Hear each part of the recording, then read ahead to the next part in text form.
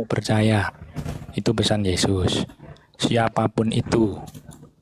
Nah, sedangkan di Kisah Para Rasul, yang Paulus lihat adalah cahaya, tapi tiba-tiba cahaya dari langit memancar mengelilingi dia, dan dia mendengar suara. Ngaku? Jadi, ya mengaku sebagai Yesus. Nah, jadi di sini ada dua konteks yang berbeda. Yang pertama, wujud secara utuh, yang dilihat Paulus adalah cahaya. Nah, yang lebih penting adalah setelah itu bukan justru Paulus menjadi penyesat, tapi justru jadi apa? Kembali bertobat. Wow. Oke. Ya, jadi gini, Bang. Yang saya mau katakan begini, mohon maaf ya. Misalnya nih, karena jenengan kan kebetulan Muslim juga, saya nyinggung sedikit ya. Misalnya Nabi Muhammad pernah mengatakan ketemu di langit kedua. Nah, yang seperti itu yang kita tidak boleh percaya sebagai orang Kristen. Begitu Bang maksudnya. Oke. Ada nggak nasihat Yesus? Jangan percaya kepada orang yang mengaku bertemu dengan Mesias di langit. Bukannya di padang. Padang gurun. Yang nggak ada sih. Ya. Cuman yang harus diwaspadai yang mengaku bertemu di langit atau yang mengaku bertemu di padang gurun? Yang di sini atau di sana begitu. Lihat ya. Padang gurun kan? Iya. Nah, siapa yang bertemu dengan Yesus di padang gurun? Nabi Muhammad atau Paulus? Bukan. Maksudnya dimanapun. Entah di padang gurun, entah di dalam rumah. Begitu. Iya. Nah, Paulus mengaku bertemu dengan Yesus di padang gurun kan? Ya, yang ditemui Paulus adalah cahaya. Enggak, tunggu dulu. Jangan situ dulu. Yesus dia mengatakan waspadalah kepada orang yang mengaku bertemu dengan Mesias di padang gurun atau di langit. Kalau itu di padang gurun atau siapa di yang bertemu rumah, di padang gurun di dengan sosok Mesias? Nabi Muhammad atau Paulus? Kalau Paulus cahaya yang ditemuin cahaya. Iya, saya tahu cahaya ini ngaku siapa? Ngaku Pak Bom atau ngaku Paulus? Yesus. Yesus. Ya iya Yesus. Berarti jelas toh. Apa kata Yesus? Jangan kau percaya. Dan narasi saudara, Bro Admin mengatakan yang dimaksud adalah yang datang secara fisik. Itu nggak ada, itu Anda buat-buat sendiri. Ketika kata Yesus, waspadalah kepada penyesat yang datang dengan memakai namaku dan berkata, akulah Kristus. Di situ tidak ada bentuk fisik, bentuk roh, bentuk suara, nggak ada. Siapapun yang datang dengan memakai namaku dan berkata, akulah Kristus. Jangan kamu percaya, titik. Apapun itu.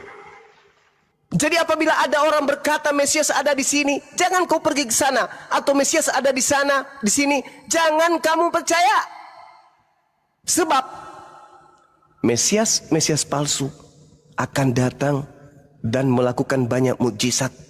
Mukjizat kejadian luar biasa. Misalnya ada suara, ada cahaya. Itu yang dimaksud itu mukjizat-mukjizat seperti itu. Sedangkan kalau Yesus yang asli yang datang, ia bentuk manusia asli. Baca dalam Kisah Para Rasul 1 nomor 11, malaikat berkata, Yesus yang kamu lihat terangkat akan datang seperti kamu melihat dia terangkat. Nah, Yesus juga mengatakan, ketika aku datang sebagai anak manusia. Matius 24 nomor 27, Matius 24 nomor 30. Aku kalau datang sebagai manusia. Sedangkan Paulus mengaku Yesus datang bukan sebagai manusia. Apa kata Yesus? Jangan kamu percaya. Inti kesimpulannya menurut Yesus, kalau aku yang datang, aku datang sebagai anak manusia. Tidak pernah aku datang sebagai anak hantu, anak roh. Tidak ada itu, Yesus ajarkan itu.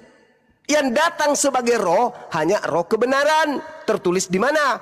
Yohanes 16 nomor 7, nomor 8, nomor 9, 10, 11, 12, 13, 14, 15. Datang dalam bentuk roh kebenaran. Bukan Yesus. Kalau Yesus yang datang dalam bentuk fisik manusia, sebagai anak manusia. Nah, kalau penyesat yang datang mengaku Yesus Kristus tapi bukan manusia. Itu pernah terjadi kepada siapa? Paulus. Kata Yesus, jangan percaya. Kalau Anda percaya kepada Yesus, mustahile kalian jadi Kristen. Titik. Silakan. Oke, Bang Zuma, mungkin biar lebih jelas ya. Ya. Ini saya bacakan saja ayatnya. Silakan. Jadi saya nggak menafsir-nafsir lagi.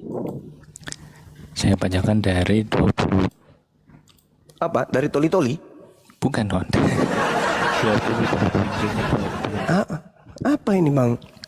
Pada waktu itu, ini ayatnya loh. Supaya Apa? tidak. Baca Kan apa? tadi ayatnya yang tadi dimaksudkan. Ya. Yang kan katanya harus mendengarkan perkataan Yesus. Ya, ya. Oh, Matius 24. Silakan. Matius 24.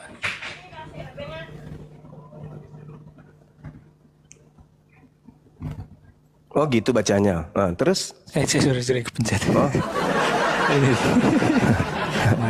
Aku siap. Syukran. Pada waktu itu, jika orang berkata kepada kamu, lihat Mesias ada di sini atau Mesias ada di sana, jangan kamu percaya. Sebab Mesias-Mesias palsu dan nabi-nabi palsu akan muncul dan mereka akan mengadakan tanda-tanda yang dahsyat dan mujizat-mujizat. Sehingga sekiranya mungkin mereka menyesatkan orang-orang pilihan juga. Camkanlah, aku sudah mengatakan terlebih dahulu kepada kamu.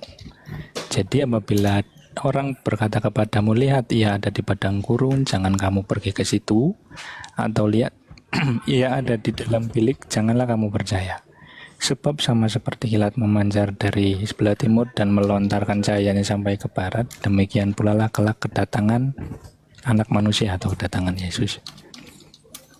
Begitu Bang ayat lengkapnya. Jadi ini benar-benar kedatangan secara fisik. Mana di situ tertulis fisik, Bang?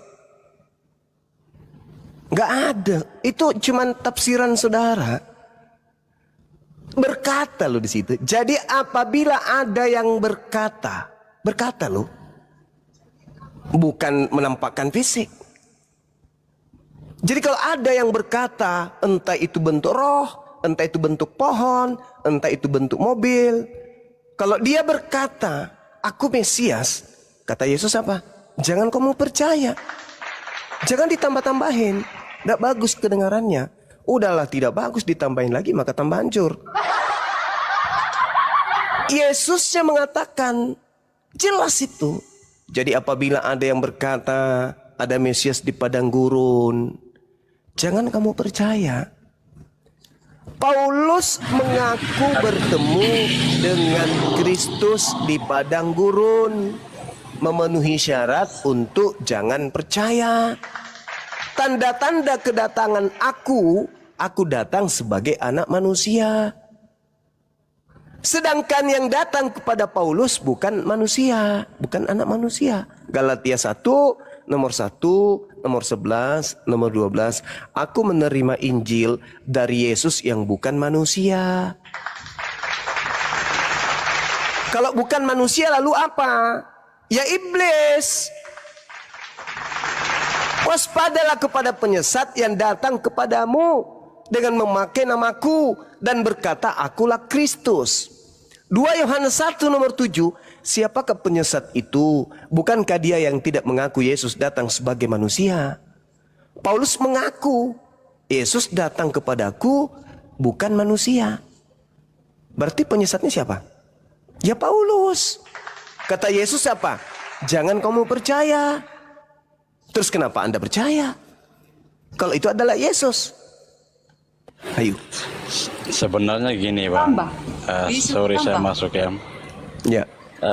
Aduh, jawabannya orang Kristen jangan kayak gitu. Sekarang gini, Jen, tergantung sebentar, Jen. kita. Tunggu dulu Jen. Tunggu sebentar Jen. Ya, boleh. Bang Juma ini salah. Bang Juma, di dalam Korintus, Paulus melihat Yesus itu secara pribadi dipilih ya.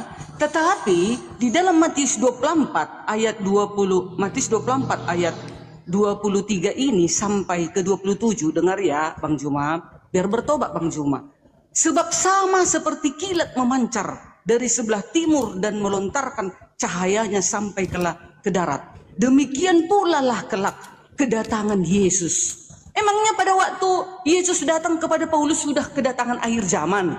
Belum Bang Juma. Berarti Beda bukan dia yang di Korintus, datang. beda yang di sini. Begitu. Ya ayo lanjut Oke. teman-teman Kristen. Oke, saya tanggapi dulu yang Gitu. ini. Saya tanggapi dulu yang ini. Yesus didatangi oleh muridnya di Bukit Zaitun. Murid-muridnya kemudian bercakap-cakap secara pribadi dengan Yesus. Kata murid, katakanlah kepada kami wahai guru, bila manakah itu akan terjadi dan apa tanda kedatanganmu? Apa tanda kedatanganmu? Yesus mengatakan, tanda kedatanganku seperti kilat menyambar dari timur sampai ke barat. Semua manusia akan melihat aku. Cahayanya bukan hanya mengelilingi satu orang, tapi cahayanya dari timur sampai ke barat. Itu tanda kedatanganku. Yang kedua, apabila aku datang, maka yang terjadi itu apa? Bintang-bintang akan berjatuhan. Itu ketika aku datang. Akan tampak tanda aku anak manusia di langit. Itu tanda ketika aku datang. Anak manusia akan nampak di langit. Dan apakah cuma 1-2 orang yang melihat? Tidak. Semua manusia akan melihat itu. Itu tanda kedatanganku. Jadi kalau aku yang datang, kiamat dunia. Kalau Anda mengatakan itu bukan Yesus, kalau Yesus yang datang pada saat itu maka kiamat. Memang betul. Justru karena tidak kiamat, maka itu bukan Yesus. Kalau Yesus yang datang di abad pertama kepada Paulus, kiamat sudah terjadi 2000 tahun yang lalu. Tapi karena yang datang bukan Yesus, tidak kiamat. Apa pesan Yesus? Jangan ente percaya. Karena kalau saya datang, bukti tanda kiamat itu berarti. Itu kata Bang siapa? Zuma, Kata kedatangan Yesus loh. Yesus ke Paulus belum kiamat. Iya berarti itu bukan Yesus, Bu Darni. Yesus, tapi Dari Yesus mana Anda memilih tahu? Paulus secara Sedangkan pribadi. tidak Yesus ada mau memilih pribadi-pribadi. Paulus supaya menjadi saksi, mengabarkan Injil, tidak meneruskan. ada. Tidak ada. Itu. Yesus berkata, apabila ada orang berkata kepadamu, apabila ada oknum berkata kepadamu, Mesias ada di sini, Mesias ada di sana, oknum pribadi, jangan kamu percaya. Karena oknum ini akan dipakai oleh iblis sebagai nabi dia. Mesias palsu datang kepadanya dan dia akan menjadi nabi, menjadi pengajar, menjadi pembimbing manusia untuk supaya percaya kepada Mesias palsu, untuk menuhankan si palsu tadi. Makanya di data nomor 24-nya kata Yesus, sebab Mesias palsu dan nabi-nabi palsu akan muncul, dan mereka Mesias dan nabinya akan mengadakan tanda-tanda yang dahsyat dan mukjizat-mukjizat, sehingga sekiranya mungkin si Mesias palsu melalui nabi palsunya menyesatkan murid-muridku juga. Sebenarnya oke begini Bang. Jangankan Sebenarnya- kalian, murid Yesus aja disesatkan. Murid Sebenarnya pilihan, begini, Bang. orang pilihan aja disesatkan, apalagi kalian. Itu kata Yesus.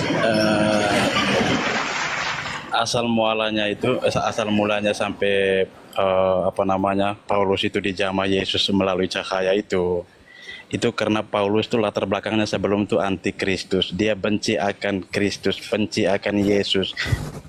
Karena itu maka dia punya niat untuk membantai, membunuh semua pengikut Yesus. Nah, seiring selama niatnya dia itu dalam perjalanannya, Yesus hadir dalam bentuk cahaya. Nah, ketika cahaya itu datang kepada dia, maka terjadilah pada dia seperti yang dikisahkan dalam itu. Nah, kita lihat setelah dia mendapatkan itu, dia punya perbedaan. Perbedaannya apa? Dari dia sebelumnya punya niat jahat untuk membunuh, pada akhirnya dia bertobat. Buktinya beberapa kali dia dipenjara karena dia mewartakan kebenaran. Nah, kita bisa tahu setelah dia bertobat berarti dia berbuat baik. Itu berarti benar-benar dia mengikuti sang kebenaran. Nah, kalau kita melihat lagi ke nabi, jika ada pun saya tidak bisa, ini saya cuma mengisahkan. Nabi Muhammad Sebelum dia menjadi nabi, diangkat menjadi nabi oleh kalian, dia punya istri cuma satu.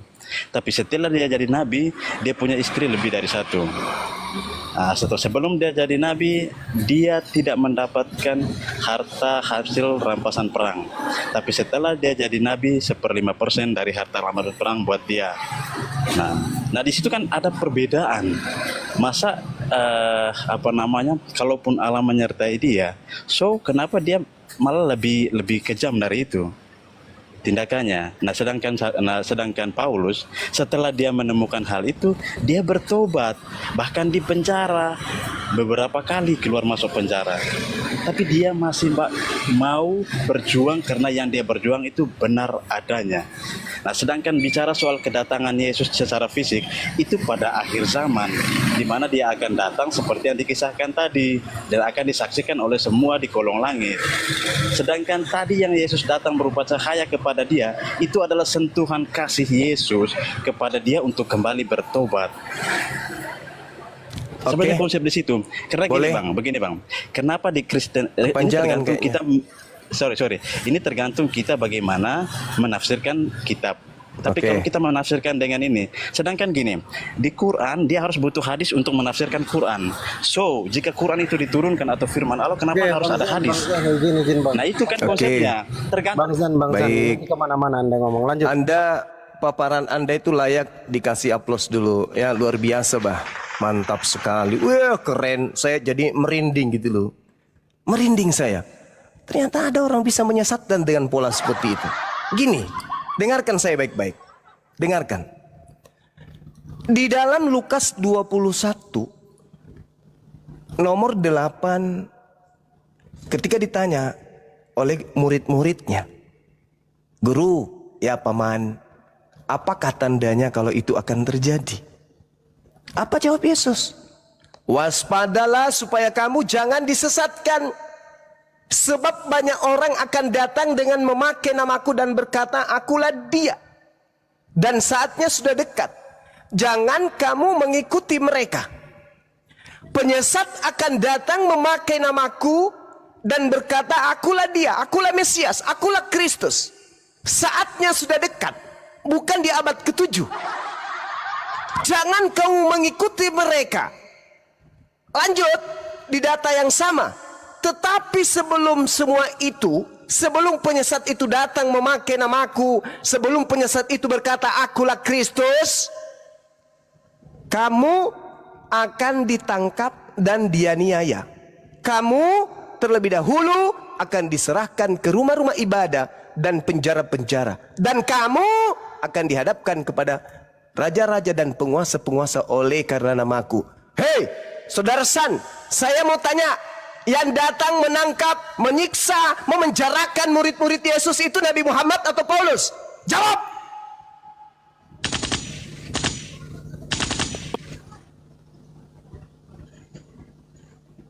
Yang menangkap apa? Ini Ini bicara soal begini, Pak. Jangan dulu kerasukan. Dengar saya dulu. Saya ulang. Yang menangkap, yang memenjarakan, yang menganiaya, yang menyerahkan murid-murid Yesus ke rumah ibadatnya orang Yahudi, Nabi Muhammad atau Paulus? Jawab. Apakah mereka sudah hadir setelah ada Yesus? Jangan dulu kerasukan. Yang dari gua itu jangan kerasukan dulu. Yesus berkata kepada muridnya ketika ditanya, "Guru, bila manakah itu terjadi? Dan apakah tandanya kalau itu terjadi?" Ditanya oleh si murid yang ada di depannya. Angkatan pertama, abad pertama, antara tahun 30 sampai tahun 33, Cak Ayu. Ditanya, apa tandanya?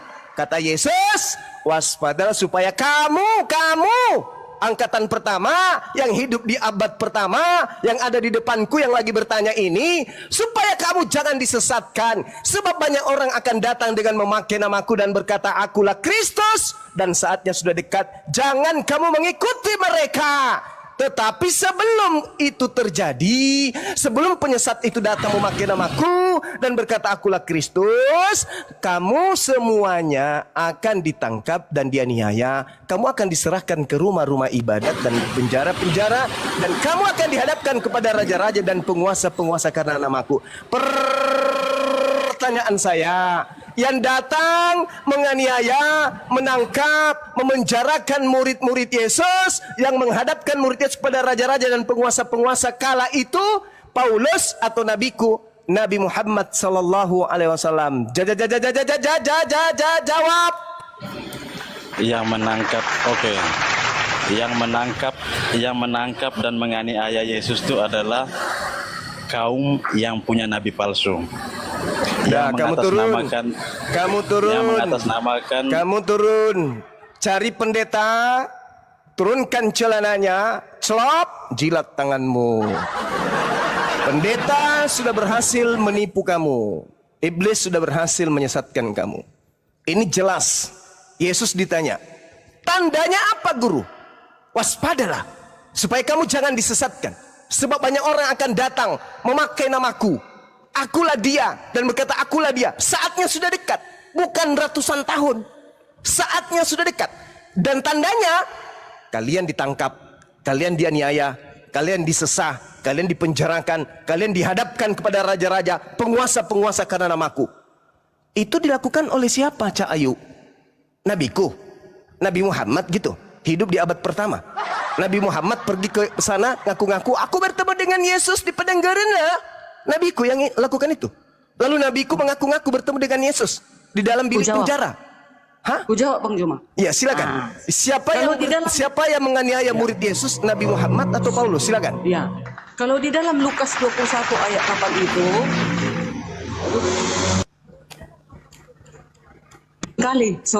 Nah, di dalam Lukas 21 ayat 8 itu, di sini waspada itu waktu itu Paulus sebelum dia bertobat. Nanti ini juga nubuatan. Nanti juga kelak di akhir zaman dia menuhankan Yesus. Bisa dicangkai matanya. Nah itu sama kan Bang Juma. Nubuatan juga ini. Kelak juga seperti itu. Yang akan menyembah dia, mengatasnamakan dia adalah Tuhan dan Juru Selamat. Yesus adalah Tuhan dan Juru Selamat. Akan diseket. Kelak. Lihat aja. Lihat aja, sebentar lagi kami akan digeruduk, dipenjarakan. Lihat nggak?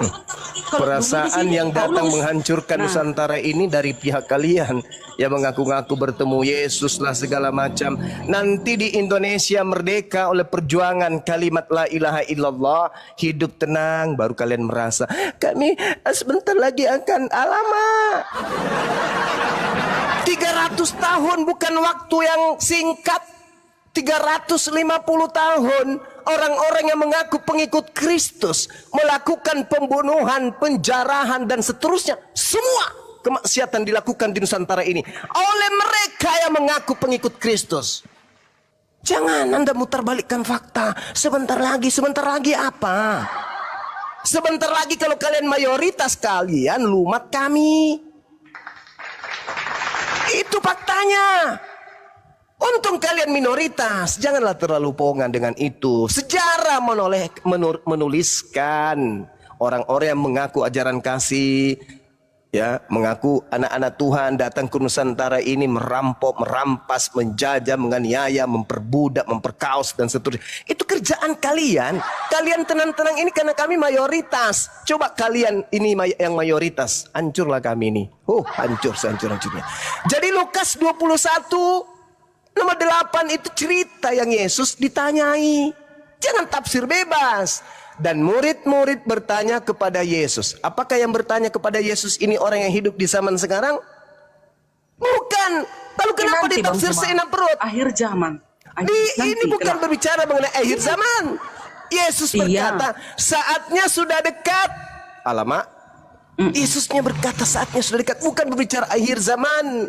Bukan. Iya Bang Juma, di Lukas 21 ayat 8 ini pada saat itu memang Paulus sebelum dia bertobat, dia yang menganiaya, ya, menganiaya murid-murid itu. Tapi setelah dia bertobat, dia menjadi saksi, menjadi penginjil bagi Yesus, jadi rasul. Ya, nanti juga kelak di akhir zaman seperti sekarang ini, Yang Baik. siapa yang menuhankan Yesus akan di Baik, baik. Anda mengatakan bertobat. Baik, saya kasih data Matius 12 nomor 38 sampai nomor 45.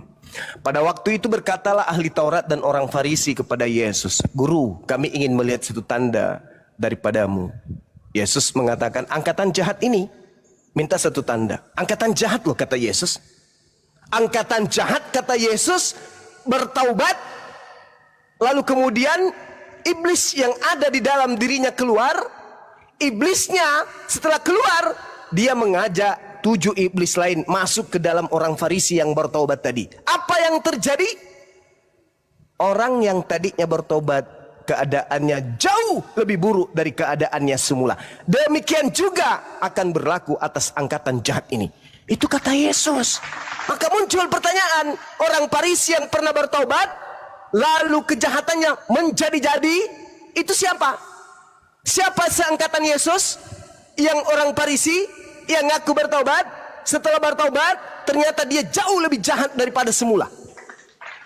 Kalau tadi dia hanya membunuh fisik, setelah dia mulai kerasukan 8 iblis dalam tubuhnya, dia bukan hanya membunuh fisik, dia juga membunuh roh dan akal manusia. Siapa dia? Kalau cuma membunuh fisik, itu kejahatannya belum maksimal. Tapi kalau sudah akal yang dia bunuh, sudah rohaninya manusia dibunuh, maka dia sama halnya mengajak manusia untuk mati kekal di dalam api neraka. Siapa pelakunya? Siapa pelaku yang mengutuk hukum Tuhan? Siapa pelaku yang mengajarkan menyembah kepada Kristus? Siapa pelaku yang menganggap bahwa Tuhan datang inkarnasi menjadi daging? Siapa pelaku yang mengatakan bahwa dosa-dosa manusia itu akibat daripada dosa Adam di Gan Eden? Siapa manusia satu ini? Kata Yesus, orang Farisi seangkatan dengan dia angkatan jahat, dan dia adalah oknum yang kerasukan 8 iblis di dalam dirinya. Ada enggak orang yang mengaku, ada iblis di dalam tubuhku untuk menggocoh aku? Ada enggak? Ada enggak oknum pendiri agama yang mengatakan, aku diutus iblis ke dalam diriku supaya iblis itu menggocoh aku? Ada enggak? Ada dong.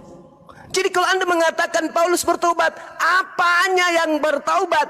Kalau Paulus itu bertaubat, maka Paulus akan mendengarkan Matius 19, jangan kau membunuh. Tapi ternyata Paulus, hasil pembunuhan inilah yang dijual kepada orang Roma dan Yunani sampai ke Indonesia. Juma, setelah Paulus bertobat, adakah ayat yang mengatakan Paulus pernah membunuh, mencuri, berzina, bercabul?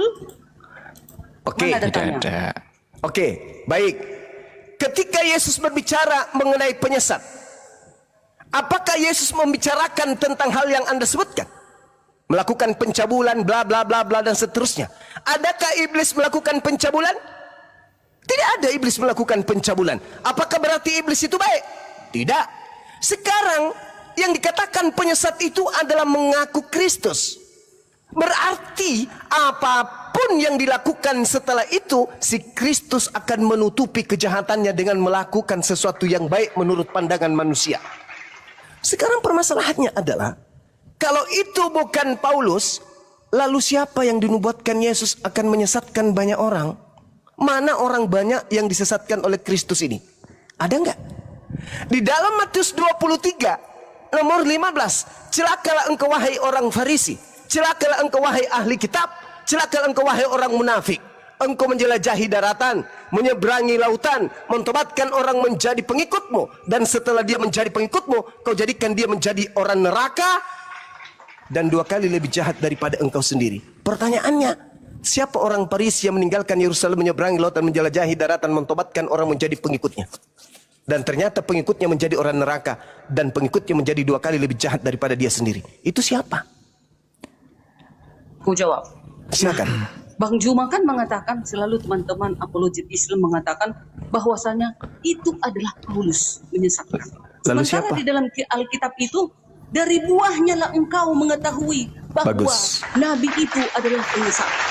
Lihat, di dalam, dengar ya, di dalam 1 Korintus 13 ayat 13, Demikianlah tinggal ketika hal itu, yaitu iman, pengharapan, dan kasih, tetapi yang paling besar di antaranya ialah kasih.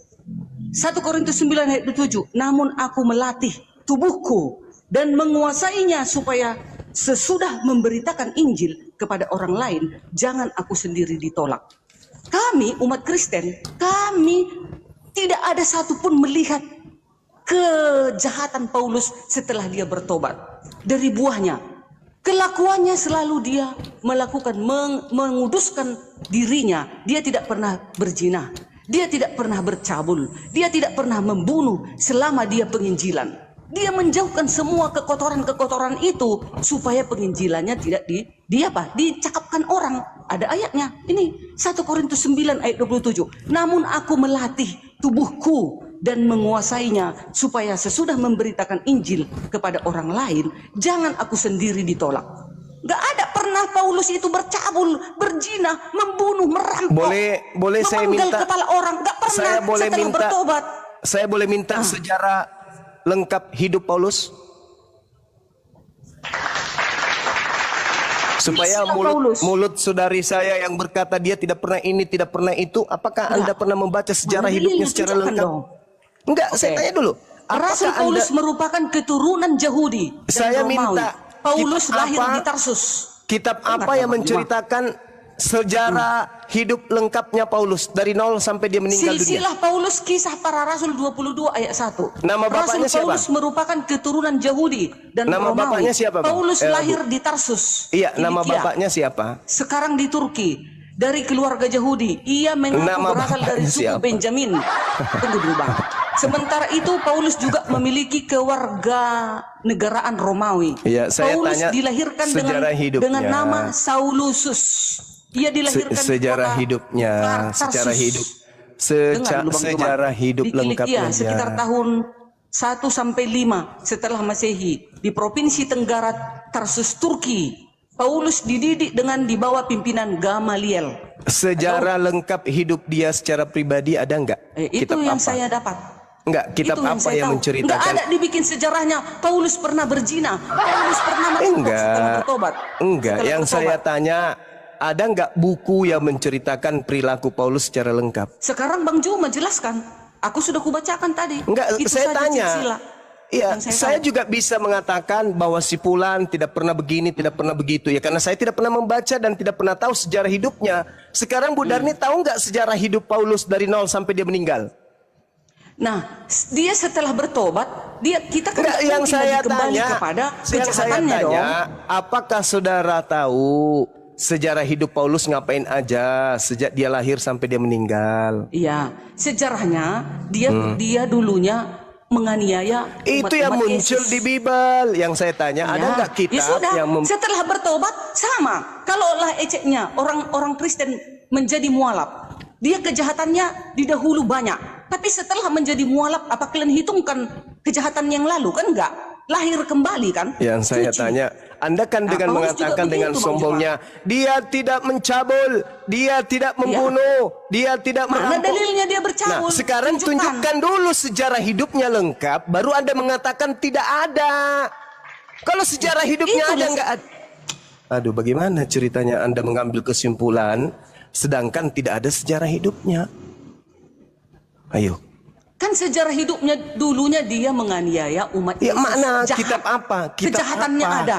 Kitab Kan apa gitu. yang bisa saya baca pada saat dia usia 1 tahun, Silsilah 2 Kisah tahun, Para Rasul 22 3 ayat tahun, 4 tahun, 5 tahun, 10 tahun, 12 tahun, 15 tahun, ngapain aja dia? Ada Kalau yang nggak? seperti itu ya enggak ada. Nggak ada. Tidak ada. 1 tahun sampai wafatnya gitu, Tidak detail ada. gitu enggak ada. Nggak ada. Terus apa alasan Anda mengatakan dia adalah orang suci? Ya, dia sudah bertobat dari kejahatannya. Kita kan menilai dari pertobatan. Gimana Sekarang apakah Anda mau membantah ucapan Yesus, barang siapa yang meniadakan hukum Taurat lalu mengajarkan kepada orang lain, maka dia akan menempati tempat terendah, terhina dalam kerajaan langit. Yes. Siapa pelakunya? Paulus, Galatia Paulus. 3 ayat 24, Paulus Paulus berkata, itu. hukum Taurat penuntun bagi kamu sampai Yesus datang. Nah, Mana ada sementara dikatakan? Yesus mengatakan Taurat itu sampai langit dan bumi ini lenyap. Mana yang betul? Memang Paulus juga mengatakan hukum Taurat itu penuntun bagi kamu sampai Yesus datang. Galatia 3 ayat 24. Itu kan kata Paulus. Nah, Yang di Yesus Efesus sudah datang itu belum? dibatalkan dan dipersatukan di dalam Yesus. Yesus sudah datang Itu. belum? Sudah datang Yesus. Kenapa Hukum tidak Taurat kiamat? itu dipersatukan. Kenapa tidak Dipersatukan di kiamat dalam kalau dia Yesus. sudah datang? Hah? Kenapa tidak kiamat kalau dia sudah datang? Dia datang. Loh, berarti sudah Setelah kiamat. kelahirannya itu dia datang. Belum akhir zaman itu Bang Loh, Juma. Yesus Itu kesalahan Bang Juma mengatakan selalu. kalau aku yang datang itu akhir kehidupan. Belum, dia kedatangannya ke bumi ini untuk ada misinya. Misi penyelamatan.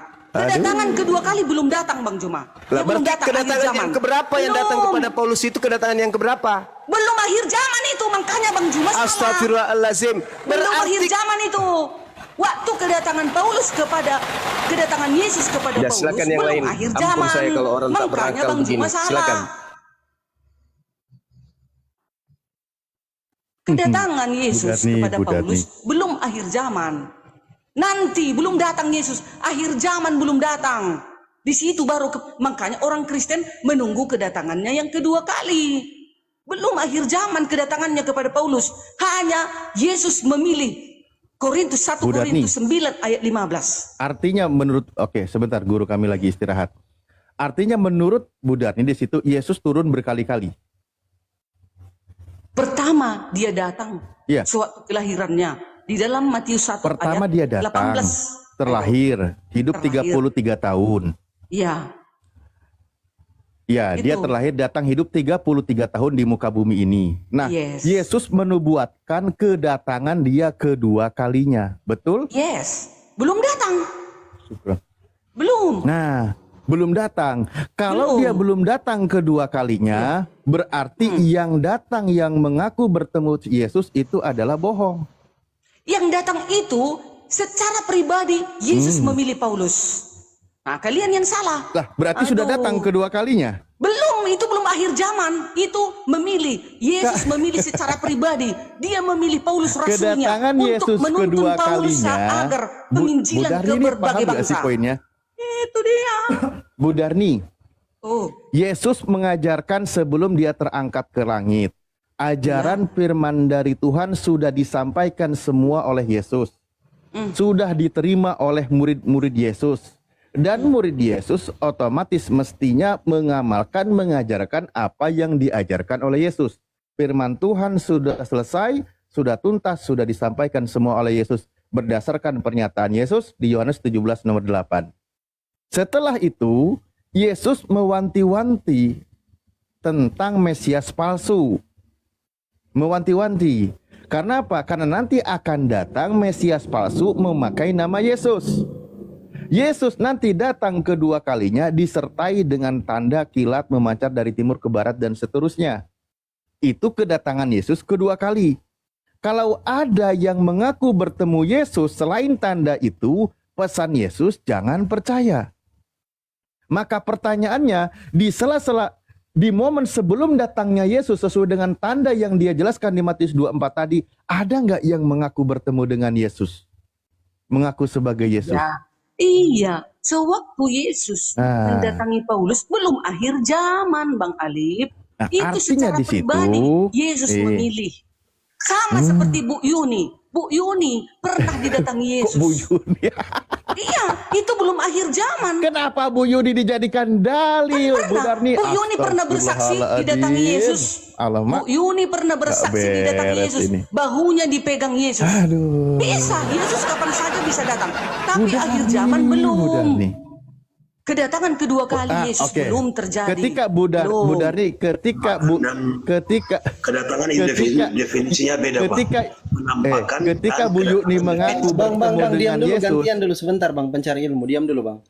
ketika siapa tadi? Bu Yuni mengaku bertemu dengan Yesus, berdasarkan pesan Yesus, itu suruh percaya atau jangan percaya? Percaya dong, itu kan secara pribadi. Malahan saya rindu didatangi Yesus. Pesan Yesus jangan percaya. Ini kalau akhir zaman, Bang Alif. akhir zaman. Ini belum akhir zaman. Astagfirullahaladzim. Gimana Lukas sih kalian 21 ini? nomor 8. Lukas 21 nomor 8 itu sangat jelas pernyataan Yesus. Baca coba Budarni. Lukas kedatangan 21 yang nomor di Matius 8. 24, Waspadalah. 24 itu. Ya ini sama paralel betul. Sama itu. Di sama. sini ini Ya. sama poinnya, kalimatnya sama. Waspadalah supaya kamu jangan disesatkan, sebab banyak orang akan datang dengan memakai namaku dan berkata, akulah dia, dan saatnya sudah dekat, janganlah kamu mengikuti mereka. Pesan Yesus, akan ada banyak orang mengaku bertemu dengan Yesus. Pesan Yesus, jangan kau ikuti. Pernyataannya jangan diikuti. Itu pesan Yesus, benar nggak? Ya, tapi ada pesan yang Benar. lain, Bang. Iya, itu pesan untuk akhir zaman. Kalau ada mengaku aku ada di padang gurun, jangan kau Waktunya percaya. sudah dekat dan saatnya sudah dekat. Ini kata Yesus. Iya. Coba ada yang baca itu deh. nubuatan Biar itu saya nubuatan, tidak dibilang nubuat. orang. Itu Nah, iya, nubuat ke depan nubuatan. itu, ke depan. Ini belum terjadi. Oke. Akhir zaman Nah, belum terjadi loh Bang Alif. Budarni, nubuatan Yesus ini ketika Yesus terangkat ke langit atau bukan? Peristiwanya. Itu peristiwa pada saat itu. Peristiwa Yesus sebelum terangkat ke langit, dia berpesan ketika nanti dia pergi terangkat ke langit, maka dia berpesan nanti akan ada orang yang mengaku sebagai Yesus dan mengaku bertemu Yesus. Benar nggak kayak gitu poinnya? Dia mengatakan itu nanti kelak di akhir zaman. Kalau ada orang Saatnya mengaku aku sudah ada di sini, dekat. jangan kau Ini percaya. ini sudah Kedatangan akhir Yesus zaman atau kepada belum? Paulus belum akhir zaman. Budarni, ini sudah akhir zaman atau belum? Belum dong, belum. Ini sudah masuk zaman akhir, Budarni. Masuk zaman, masuknya iya. Tapi kedatangan yang kedua kali belum terjadi. Kita belum tahu. Lah, itu Kita nggak dia tahu kapan Yesus kedatangan datang. Bisa dia datang jam 3 malam. bener-bener. Bisa dia datang seperti pencuri. Kita nggak Lah, tahu. pesan Yesus, kalau ada yang mengaku bertemu dengan Yesus, jangan percaya. Anda setuju atau tidak? Setuju. Kelak di akhir zaman ya, untuk akhir zaman ya, nanti kedatangannya yang kedua kali. Maksudnya di sini di ayat Matius 24 ayat 23 sampai 27 ini Kalau begitu, mengarahkan ke kalau kedatangannya begitu- yang kedua kali. Kalau begitu berarti Yesus datang berkali-kali. Ya, suka hatinya bisa datang ke setiap Iya. manusia secara pribadi, tetapi secara global belum. Ya kalau Akhir sudah zaman main suka itu hatinya ya semua repot. mata memandang Padahal seluruh Yesus bangsa, itu akan seluruh pergi. bangsa. Ini kan enggak Setelah loh, Yesus kalian ini. pergi, Itu yang kesalahan akan kalian datang satu itu salah. bukan Yesus. Itu pengakuan Yesus. Oke, Ustadz Alif, izin. Ibu Darni mungkin bisa gantian ya. Bu Darni ya, sabar ya. Ibu Darni. Ya, ini Silakan, buat silakan. Ya, minum kopi dulu, menguatkan campur pernyataan mas. Budarni. Ya, silakan Bang Admin sama pencari ilmu mungkin. Ya, bisa. gini. Jadi ada juga perkataan Yesus yang lain di Yohanes 14:21. Yesus sendiri yang mengatakan, aku akan mengasihi dia dan menyatakan diriku kepadanya. Jadi apa yang dialami oleh Paulus dari sudut pandang kekristenan itu bukan kedatangan kedua, melainkan penyataan secara pribadi atau secara rohani. Lagian peristiwanya kan juga berbeda. Yang dilihat itu cahaya, Gurunda masuk Gurunda. Iya. sementara Gini yang dulu, saudara. Yesus ketika ditanya, apa tanda kedatanganmu? kilat Boleh ndak? muncul. Boleh ndak, saudara, menjawab saya, tanda kedatangan Yesus itu apa saja? Menurut Matius 24.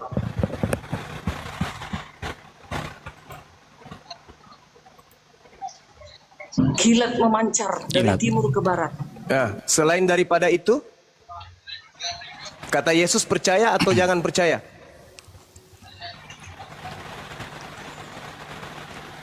Ini Ya, jangan jangan percaya. percaya. Ya, jangan percaya. Udah selesai.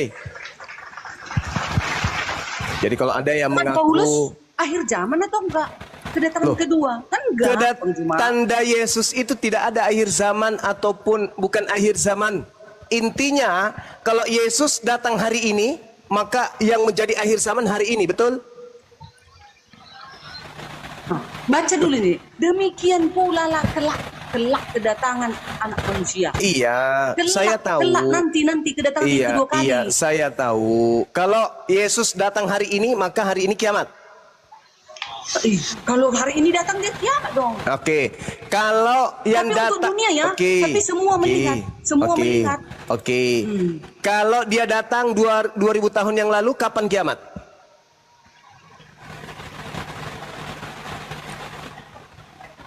Itu belum Iya. kiamat kedatangannya. Enggak, saya tanya, Pertama. kalau Yesus yang datang 2000 tahun yang lalu, kapan kiamat?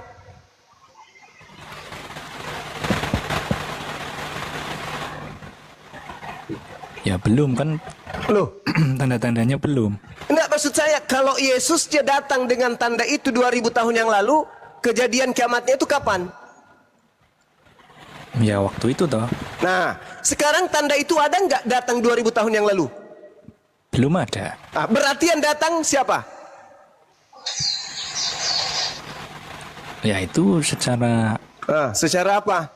Secara garambang. Kedatangan akhir zaman. Pribadi. Lah, kalau Secara dia pribadi. datang, saudara, kalau dia yang datang 2000 tahun yang lalu, maka 2000 tahun yang lalulah akhir zaman itu. Tapi karena dia bukan dia yang datang 2000 tahun yang lalu, maka tidak bisa disebut 2000 tahun yang lalu itu akhir zaman. Karena belum datang, bukan dia yang datang. Kata Yesus, tanda kedatanganku ya akhir zaman. Kalau aku datang 2000 tahun yang lalu, 2000 tahun lalu itulah akhir zaman. Tapi karena bukan aku yang datang 2000 tahun yang lalu, maka belum akhir zaman itu. Jadi yang datang, selain daripada aku yang datang membawa tanda akhir zaman, itu bukan aku, jangan kamu percaya. Oke, mungkin sedikit ada yang kurang Bang Suma. Jadi Silakan. kalau orang Kristen begini, kita percaya ada kedatangan kedua, ada menyatakan diri. Menyatakan diri ini misalnya nih, Yesus yang mengatakan aku akan mengasihi dia dan menyatakan diriku padanya di Yohanes 14:21. Atau Yesus berkata 2-3 orang berkumpul dalam namaku, aku ada di tengah-tengah mereka.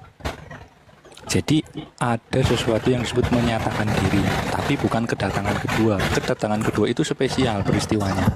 Dan Oke. tanda-tandanya misalnya pada waktu itu akan kamu akan diserahkan supaya disiksa dan kamu akan di-PN dan akan dibenci. Jadi ketika orang Kristen sudah mulai dibenci, diserahkan kepada orang, nah itu tanda-tanda pertama. Dan ada lagi juga tanda yang banyak orang akan, ya ini kalau berdasarkan Alkitab ya, di 24 itu yang ayat 10, banyak orang akan murtad dan mereka akan saling menyerahkan dan saling membenci. Banyak nabi palsu akan muncul dan menyesatkan banyak orang. Nah jadi banyak tanda-tanda besar dulu baru kedatangan kedua. Sedangkan yang terjadi di Paulus itu adalah pernyataan diri, bukan kedatangan kedua. Begitu Bang. Oke. Jadi kalau Anda melihat ya di dalam pengajaran Yesus di Yohanes 3, barang siapa yang percaya, barang siapa mengasihi aku dan Bapa akan berada di dalam dia. Barang siapa tidak percaya, akan terjadi sebaliknya. Kan begitu? Nah, kemudian barang siapa yang percaya kepada anak, percaya kepada Bapa. Dan barang siapa yang percaya kepada Bapa dan percaya kepada anak, aku dan Bapa akan berada bersama-sama dengan dia. Aku bersama dengan dia. Pertanyaannya, apakah itu berarti Bapa juga ada di dalam murid-murid Yesus? Yes, wujudnya tidak, tapi ajarannya. Jadi yang dimaksud di dalam data yang saudara bawa, Yohanes 14:21 itu, ketika Yesus berkata bahwasanya siapa yang memegang perintahku dan melakukannya, dia mengasihi aku. Berarti yang dimaksud aku menyertai di situ adalah perintahku, menyertai mereka. Sama seperti pengakuan Yesus di dalam Yohanes 8:29. Bapa tidak membiarkan aku seorang diri, melainkan Bapa menyertai aku. Bukan berarti Bapa itu ada di dalam diri Yesus. Wujudnya, hakikatnya enggak. Tetapi yang menyertai Yesus adalah ajaran Bapa. firman Bapa yang datang kepada Yesus yang senantiasa membuat Tuhan berkenan kepada Yesus. Yohanes 14 jelas nomor 21. Barang siapa memegang perintahku, perintah, maka aku akan bersama dengan dia. Perintah, ketika perintah Yesus tidak dipegang, perintah Yesus ditinggalkan, maka Yesus tidak ada di situ. Kalau ada orang yang menegakkan perintah-perintah Yesus, maka Yesus ada di situ. Itu maksudnya, bukan berarti Yesus datang, enggak. Jangan Anda anggap Yesus itu makhluk roh, seperti hantu, enggak. Jadi, nasihat Yesus dalam Matius 24 itu tolong sekali lagi, dipahami dengan baik, jangan diplesetkan. Andai saja kata Yesus, ada orang berkata ada Yesus di sini, ada Yesus di sana, tanpa ada tanda-tanda, kata Yesus, jangan kamu percaya. Apa akibatnya kalau percaya? Ya ini jadi Kristen. Manusia jadi Tuhan, Tuhan jadi manusia, manusia mati terkutuk, Tuhan kemudian mati secara terkutuk, Tuhan kemudian menjadi tumbal. Segala macam tete bengek yang muncul setelah kalian percaya kepada Kristus yang datang kepada Paulus tersebut. Paulus membimbing kalian menjadi seperti ini. Apakah orang Yahudi percaya kepada Paulus? Tidak. Kenapa Kristen dan Yahudi berbeda? Ya karena Kristen ini dibimbing oleh penyesat itu. Apa buktinya? Kan Yesus mengatakan jangan kamu percaya. Orang Kristen percaya. Orang Yahudi percaya enggak? Enggak. Kalian yang percaya, silakan jadilah kalian Kristen. Orang Yahudi percaya enggak? Enggak. Makanya mereka enggak jadi Kristen. Kami pun tidak percaya ketika ada sosok mengaku akulah Yesus yang kau niaya. Kami umat Islam tidak percaya. Kenapa? Karena Yesus pun di dalam kitab saudara mengatakan bahwasanya jangan percaya kalau ada yang mengaku bertemu dengan aku. Sebab kalau aku yang datang, tanda-tanda akan menyertai. Matahari menjadi gelap, bulan tidak bercahaya, bintang berjatuhan, kuasa langit berguncang. Nampak aku di tengah langit, seluruh manusia meratap, seluruh manusia akan melihat aku. Apakah itu sudah terjadi? Belum terjadi. Kalau begitu, yang mengaku bertemu Yesus jangan kau percaya. Karena aku datang dengan tanda-tanda.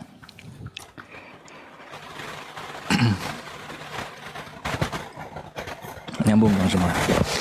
Ini ya, ini saya tegaskan lagi. Jadi memang di kekristenan kita ini diajarkan ya bahwa tentang kedatangan Yesus mengajarkan bahwa ada dua, yaitu penyataan pribadi, kedatangan secara pribadi atau rohani. Itu kejadiannya dari dulu sampai sekarang lewat doa, lewat ibadah, dan lewat Roh Kudus. Yang kedua adalah kedatangan kedua itu di masa depan dan secara fisik global atau apa ya istilahnya final lah. Nah untuk memperkuat itu tuh ya ada beberapa pernyataan Yesus juga. Misalnya nih pengajaran Yesus tentang penyataan dirinya yang terjadi setiap saat setiap waktu. Misalnya di Matius 18:20. Sebab yang tadi saya baca, di mana 2 atau 3 orang berkumpul dalam namaku, di situ aku ada di tengah-tengah mereka. Ini pernyataan diri Yesus sendiri secara rohani. Kalau orang Kristen sekarang ya bimbingan Roh Kudus. Atau di Yohanes 14:21, aku akan mengasihi dia dan menyatakan diriku kepadanya. Ini bukan kenampakan fisik seperti yang ada di Matius, tapi kehadiran secara rohani melalui Roh Kudus. Yesus hadir saat misalnya orang Kristen berdoa, bersekutu, atau menyembah, dan terjadinya berulang-ulang secara pribadi, termasuk apa yang dialami oleh Paulus ini, disebut penyataan diri secara pribadi. Sedangkan yang Bang Suma maksud di Matius 24:30 itu kedatangan kedua. Dan teksnya juga jelas kok. Mereka berarti semua orang. Bukan pernyataan secara pribadi, semua orang, ini sifatnya global, akan melihat. Semua orang melihat anak manusia, jadi ada wujudnya. Anak manusia datang di atas awan-awan, dari awan-awan di langit dengan segala kuasa dan kemuliaannya. Dan ini berbeda dengan yang tadi, kenampakan secara pribadi atau rohani. Kalau yang di Matius terjadinya satu kali, yaitu di akhir zaman. Sifatnya universal, karena semua orang melihat. Dan ini ya dari apa yang tadi saya sampaikan mestinya sudah bisa membedakan. Ada dua yang diajarkan Yesus tentang kedatangannya. Kedatangannya secara pribadi, rohani, dan kedatangan yang kedua secara fisik, yaitu di akhir zaman. Begitu Bang Suma. Oke. Jadi kami umat Islam, atau janganlah umat Islam, saudara, ketika Anda mengingat kedua orang tua Anda menghadirkan mereka. Ketika Anda mengingat seseorang, Anda menghadirkan orang tersebut. Bukan berarti orang tua Anda datang kepada Anda dalam bentuk roh. Bukan. Tetapi Anda sedang menghadirkan beliau dalam benak saudara. Inilah yang diterangkan kemudian oleh Matius 18 nomor 20. Anda memaknai seakan-akan yang datang itu Yesus dalam bentuk roh. Kagak. Yang dimaksud Matius 18:20 di situ itu adalah firman, perkataan, ajaran Yesus. Sebab di mana 2 orang 3 orang berkumpul dalam namaku, maksudnya dalam ajaranku, emos, anoma, ajaranku, perkataanku, perkataan yang mengatasnamakan diriku, maka di situ ada aku. Di situ aku ada di tengah-tengah mereka. Bukan berarti dia datang dalam bentuk sosok roh. Bukan itu yang dimaksud. Kalau Anda ingin kemudian mengatakan Matius 18 nomor 20 sama yang dialami oleh Paulus, tolong sekarang juga Anda ke lapangan, aku ingin lihat. Tolong hadirkan Yesus di situ dalam bentuk cahaya, dan aku ingin lihat bro admin buta lalu pingsan kemudian seperti orang kena epilepsi.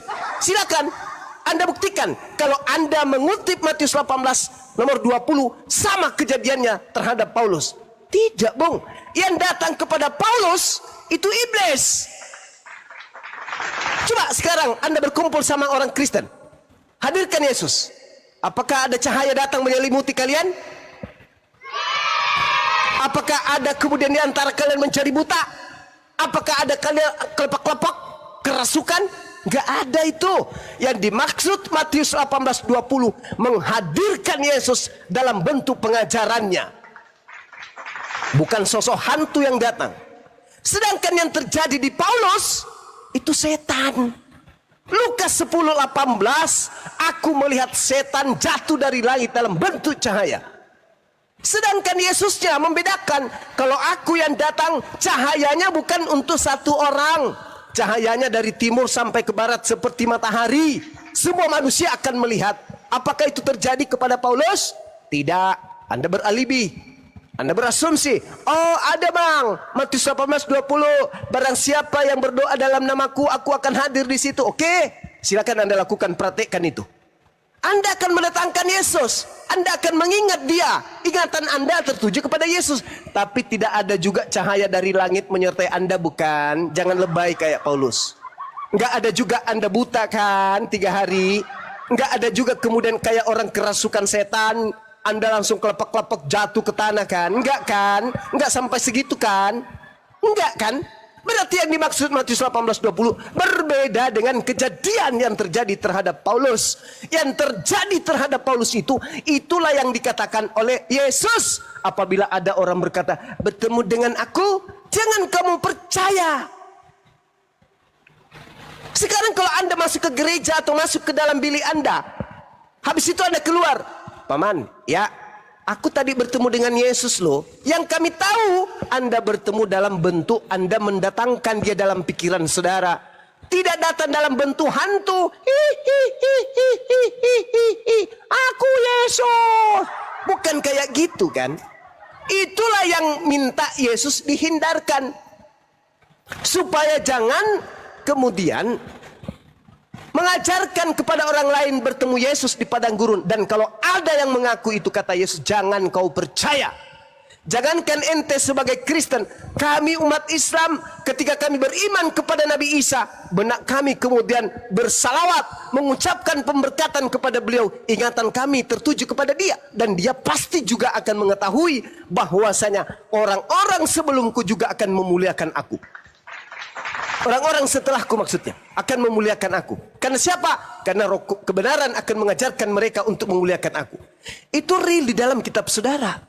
Jadi kalau Anda mengatakan sama dengan Paulus, mengingat Yesus, berdua, berbicara dalam nama Yesus, sehingga Yesus, oh salah Anda, nggak nyambung. Yang dimaksud Yesus bukan itu. Yang dimaksud itu bukan itu yang dimaksud Yesus. Kami pun bisa menghadirkan Yesus. Dalam pikiran kami, Yesus seorang nabi, membangkitkan orang mati ketika dia di tengah-tengah Bani Israel. Iya, tergambar itu. Ajaran Yesus itu, tergambar. Tapi kalau saya mengatakan, aku ketemu dengan Yesus ketika aku lagi mancing di sungai. Yesus datang dalam bentuk cahaya dan berkata, akulah Yesus yang kau aniaya. Itu beda, saudara. Itulah yang harus dihindarkan. Kenapa Anda nggak percaya kepada Yesus ketika Yesus menasihati? Jadi apabila ada orang berkata ada Yesus di sini, ada Yesus di sana, jangan kamu percaya. Apabila ada orang berkata ada Mesias di padang gurun, ada Mesias dalam bilik rahasia, jangan kamu percaya. Sebab dijawab oleh Yesus, Yesus palsu, Kristus palsu akan bermunculan dan akan melakukan trik penyesatan berupa mukjizat sekiranya mungkin menyesatkan banyak orang. Itu loh. Oke Bang Suma, gini Bang Suma. Iya, sekali silakan. lagi. Ya enggak apa-apa lah, memang yang diajarkan di kekristenan itu begitu, kedatangannya ada dua. Nah sekarang saya mau membuktikan pernyataan Bang Suma. Bang tadi mengatakan, Yesus kan mengatakan pada waktu itu jika orang berkata kepada kamu, lihat Mesias ada di sini atau Mesias ada di sana, jangan kamu percaya. Itu perintah Yesus, dan saya yakin itu juga menurut Bang Suma perintah Nabi Isa. Nah pertanyaan saya, bagaimana kemudian Bang Suma misalnya begini, mohon maaf nih karena Bang Suma juga Muslim ya. Di Muslim kan juga diajarkan bahwa Nabi Muhammad bertemu di langit kedua. Bagaimana Bang Suma kemudian malah bisa percaya begitu? Padahal perintahnya jelas. Pada waktu itu jika orang berkata kepada kamu, lihat Mesias ada di sini, Mesias ada di sana, jangan kamu percaya. Bagaimana Bang Suma kemudian bisa percaya? Silakan. Oke. Sebenarnya begini saudara bro admin, kalau Anda pernah belajar tentang Bible, mengikuti saya yang belajar Bible, Matius 24 nomor 23 itu tidak ada kata lihat di situ, Bung. Itu penambahan Lembaga Bible Indonesia. Sedangkan kalau Anda melihat aslinya, di situ hanya tertulis pada waktu itu jika ada orang berkata kepada kamu, Mesias ada di sini, Mesias ada di sana, jangan kamu percaya. Nah, sekarang kamu di situ siapa? Kan Yesus ditanya oleh orang-orang Farisi yang ada di Bukit Zaitun. Apakah orang-orang Farisi, apakah murid-murid Yesus yang ada di Bukit Zaitun datang kepada Nabi Muhammad? Atau Nabi Muhammad datang kepada mereka yang hidup di abad pertama di Bukit Zaitun? Jadi nggak nyambung. Yesus sedang menasehati muridnya Bani Israel. Jangan kemana-mana kawan. Yesus sedang ditanya oleh manusia yang hidup abad pertama. Bagaimana mungkin Nabi Muhammad datang ke sono, bertanya, mengatakan kepada orang yang ada di Bukit Zaitun itu, murid Yesus, iya paman, aku bertemu dengan gurumu di langit kedua loh. Oh ya? Tidak masuk. Bukan itu yang dimaksud Yesus. Yesus ditanya sama orang Farisi, sama murid-muridnya di Bukit Zaitun, guru apa tanda kedatanganmu? Nah, mendengarkan itu Yesus langsung bilang apa? Waspada. Tuh, langsung diminta murid pertama, angkatan pertama di abad pertama di tahun 30 sampai 33 langsung di blokade oleh Yesus. Waspada. Kalian harus waspada kepada penyesat yang datang kepadamu. Penyesat yang datang kepadamu. Nabiku Nabi Muhammad tidak pernah datang kepada orang-orang yang ada di Bukit Zaitun. Terlalu jauh. Anda harus bertanya, siapa oknum di luar murid Yesus yang datang kepada mereka mengaku bertemu dengan guru mereka? Paulus. Kenapa nggak nyambung? Di situ sudah sangat jelas. Jadi Paulus yang datang ke tanah Yudea, Paulus yang datang kemudian kepada orang-orang Yahudi, mengajarkan kepada mereka, aku bertemu dengan Yesus loh. Murid-murid Yesus tidak percaya karena terlanjur sakit hati, dianiaya. Kata gurunya, waspadalah kepada penyesat yang datang kepadamu dengan memakai namaku dan berkata, akulah dia. Saatnya sudah dekat, jangan kamu percaya. Sebelum itu terjadi, kamu terlebih dahulu ditangkap, dianiaya, dipenjara, disesat, dihadapkan kepada raja-raja. Lalu setelah itu dia aniaya. Habis dia aniaya, sang penganiaya datang. Shalom alaikum. Paulus yang telah menganiaya kami, ada apa Paulus? Aku sudah bertaubat loh. Kenapa bisa bang? Aku bertemu dengan gurumu di padang gurun. Kira-kira muridnya percaya nggak? Sedangkan mereka sebelum teraniaya sudah disampaikan, hati-hati penyesat akan datang kepadamu dengan memakai namaku. Tapi penyesatnya sebelumnya menganiaya kamu dulu. Kira-kira si murid percaya nggak? Murid, iya Paulus, aku tuh yang menganiaya kamu. Iya tahu. Terus aku ketemu dengan gurumu lo. Oh ya? Apa kata guruku? Aku ditunjuk jadi rasul. Oh gitu. Setelah kamu puas menganiaya kami, sekarang kau jadi rasul. Enak kali kau. Kami yang berdarah-darah, kami yang bersama dengannya. Kok milih kamu? Gak benar guru kami ini. Pilih kasih. Kamu yang menganiaya kami. Yes. Kamu yang memenjarakan kami. Iya. Kamu punya niatan membunuh kami. Iya. Kenapa harus milih kamu? Kenapa bukan aku aja muridnya? Kenapa harus kamu? Jangan-jangan yang datang ke kamu itu bukan guru kami. Karena guru kami mengatakan, waspadalah kepada penyesat yang datang kepadamu dengan memakai namaku dan berkata, akulah Kristus. Jangan kamu percaya. Maaf Paulus, silakan kamu jual agamamu keluar Yahudi. Di sini nggak laku. Kami sudah mendapatkan nasihat kuat dari guru kami. Apabila ada orang berkata bertemu dengan guru kami, berkata bertemu dengan guru kami di padang gurun, di padang pasir, di padang ujung pandang, kata guru kami, jangan kamu percaya. Maka Paulus enyahlah daripada kami. Akhirnya Paulus menulis surat.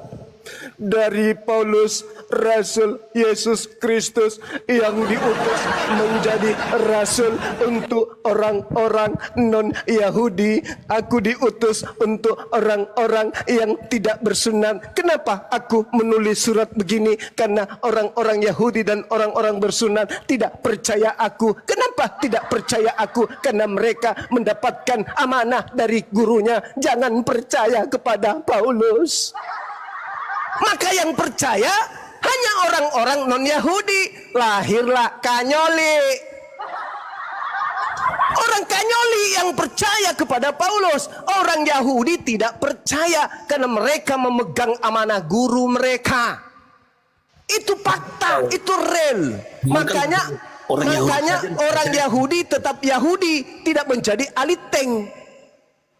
Itu saudara. Sedangkan kalian bukan murid Yesus. Hei bro admin, ya paman, aku ingatkan kepadamu ya bro admin. Apa paman? Ketika nanti kamu bertemu orang mengaku bertemu dengan aku di padang gurun, mengaku bertemu dengan aku dalam bilik penjara, jangan kamu percaya ya. Ya paman. Maka ketika Paulus datang membawa suratnya, ketika saudara bro admin pernah mendengarkan langsung dari Yesus, jangan percaya kepada oknum yang membawa namanya bertemu dengan dirinya di padang gurun dan dalam bilik penjara, maka bro admin akan mengatakan, sorry lah ya, aku tidak percaya deh. Guruku sudah mengatakan kepadaku, jangan kamu percaya.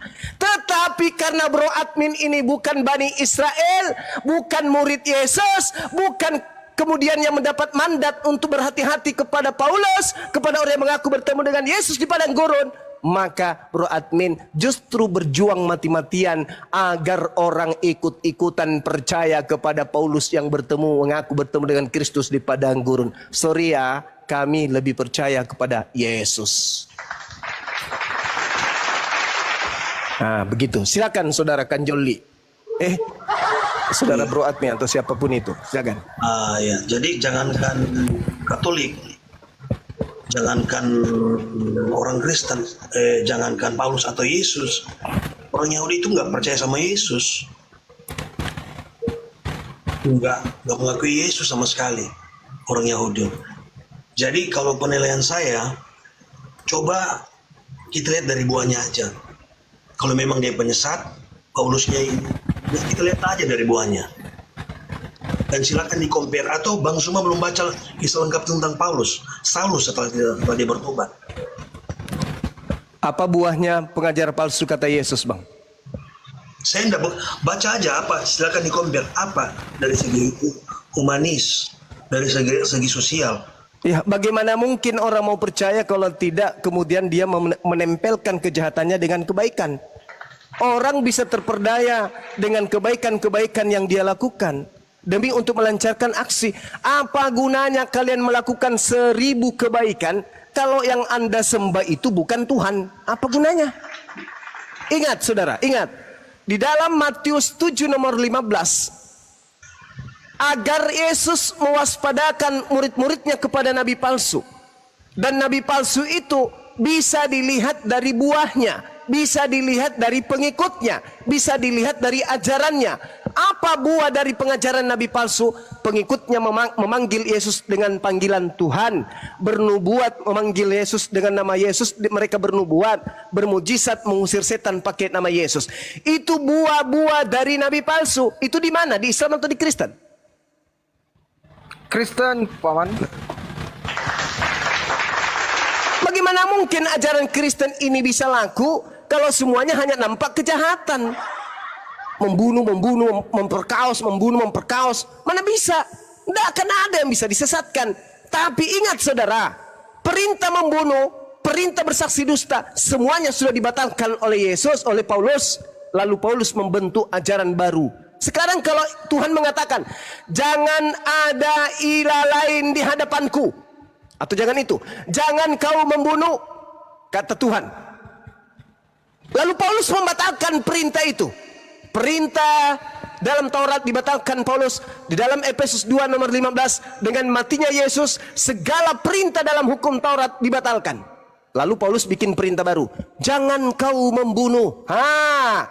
Orang Kristen mentaati tidak membunuh, ikut Tuhan atau ikut Paulus? Ikut Paulus. Sama-sama bagus. Perintahnya jangan membunuh. Sama-sama bagus. Tapi Kristen tidak membunuh bukan karena taat kepada Tuhan, tapi taat kepada Paulus. Tuhan Bani Israel mengatakan jangan membunuh. Batal. Batal. Tidak ada lagi kau perintahmu. Sudah, stop. Dengan matinya Yesus di atas salib, perintahmu batal. Sekarang saya menggantikan kau bikin perintah baru. Kata Paulus, jangan kalian membunuh. Itu perintah baru tuh. Isinya sama, tapi yang memerintahkan beda. Satu perintah Bapak udah dibatalkan, pasang badan dia. Hei kalian, jangan membunuh. Berdasarkan apa? Berdasarkan kasih. Kasih apa? Yesus mati untuk kita, maka jangan kalian membunuh. Akhirnya apa yang terjadi? Kristen taat kepada siapa? Kepada Paulus. Iblislah yang menjadi bapakmu dan kamu mau melakukan keinginan-keinginan bapakmu tersebut. Dia adalah pembunuh manusia pada awal mula. Dan apabila ia berkata, dia tidak berkata dengan kebenaran, dia tidak berkata dengan firman Tuhan, melainkan atas dirinya sendiri. Sekarang orang Kristen menjadi baik, mengasihi, tidak membunuh katanya, membantu orang lain, menolong orang lain, mendoakan musuhnya. Itu perintah siapa? Perintah Tuhan atau perintah Paulus? Perintah Paulus. Bagus memang, tapi itu bukan firman Tuhan lagi. Firman Tuhannya dibatalkan dulu. Habis itu dia berdiri sebagai pengganti. Jangan kau membunuh ya, jangan kau begini ya, jangan kau begini ya. Dan Kristen mentaati itu. Artinya apa? Dengan kata lain, Kristen telah mentaati nabinya si Kristus palsu tersebut. Anda melihat Kristen baik menurut Anda. Menurut Anda. Dan kalau Kristen tidak baik, yang nampak hanya keburukan. Siapa yang mau tersesat dengan itu? Gak ada. Tidak ada yang mau ikut tersesat. Makanya Yesus mengatakan, waspadalah kepada penyesat yang datang dengan memakai namaku. Ketika dia memakai namaku, pasti yang diajarkan adalah hal-hal yang baik. Jangan begini, jangan begono, jangan begini, jangan begono. Tapi itu adalah obat. Ada hal yang ingin dia jual si penyesat itu. Apa? Mengkudeta Tuhan. Tuhan jadi pensiun. Yang dilantik menjadi Tuhan aku. Nanti ada Tuhan bernama Yesus Kristus yang akan dijualnya, yang diangkatnya sejajar, sehakikat dengan Tuhanku. Waspada dengan penyesat tersebut. Apa yang terjadi? Betulkah? Yes. Orang-orang Kristen mensehakikatkan, mensejajarkan antara Yesus Kristus dengan Bapa Elohim. Siapa yang tertawa? Siapa yang murka ketika dia disetarakan dengan ciptaannya? Pencipta langit dan bumi. Siapa yang sejahtera, siapa yang bahagia, siapa yang tepuk tangan ketika manusia mensejajarkan ciptaan dengan pencipta langit dan bumi? Iblis. Marah nggak si bapak ketika dia disejajarkan dengan manusia, meskipun itu anaknya? Marah pasti. Marah pasti. Bahagia nggak iblis ketika kemudian Tuhan pencipta langit dan bumi sudah disetarakan dengan makhluk bernama Yesus Kristus? Bahagia nggak iblis? Bahagia. Siapa mereka yang telah mensejajarkan Yesus Kristus dengan pencipta langit dan bumi? Korban iblis. Siapa? Siapa pengikutnya? Kristen. Sederhana itu. Sederhana. Maka Kristen mengatakan Tritunggal, Trinitas, Yesus dan Bapa satu, Yesus hakikat dengan Bapa, Bapa esa, maka Yesus juga esa, Yesus hakikat dengan Bapa. Siapa yang tertawa ketika Anda mendudukkan Yesus Kristus ini sehakikat dengan pencipta langit dan bumi? Siapa yang tertawa? Siapa yang merasa merdeka? Siapa yang merasa menang? Bilisis, Ayo. paman. Bilisis. Sibil. Itu yang senang. Sementara Tuhan mengatakan apa? Jangan ada ilah lain di hadapanku. Hendak dengan siapa engkau mempersamakan aku sehingga kami sama. Engkaulah saksi-saksiku. Tidak ada Tuhan yang dibentuk menjadi daging. Tidak ada. Yesaya 43 nomor 10. Tidak ada Tuhan yang dibentuk sebelum aku dan tidak ada Tuhan yang dibentuk setelahku. Tapi Kristen muncul berdasarkan ajaran Paulus. Tuhan dibentuk dalam bentuk daging. Tuhan datang dalam bentuk manusia. Lalu manusia ini disehakikatkan dengan pencipta langit dan bumi. Na'udzubillah, semua na'udzubillah. Padahal Yesus mengatakan apa? Yohanes 17 nomor 3. Hidup kekal itu adalah mereka mengenal engkau satu-satunya Tuhan. Dan mengenal aku Yesus Kristus sebagai utusan. Utusan tok. Tapi Kristen mengangkat si utusan ini selevel dengan Tuhan. Inilah yang menjadi keberhasilan iblis. Makanya Yesus mengatakan, waspadalah kepada penyesat yang datang kepadamu dengan memakai namaku. Dia akan menyesatkan banyak orang. Kalau saudara Kristen berkata, kami Kristen bukan disesatkan oleh Kristus palsu. Tolong tunjukkan.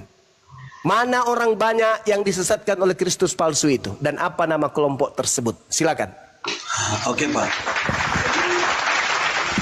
Tentang Paulus. Setelah Bapak menunjukkan bahwa dia penyebab. Syukran saudara Bambung. Barakallahu fik. Saudara Sul, barakallahu fik. Lanjut. Dia penyebab orang Kristen percaya kepada Paulus.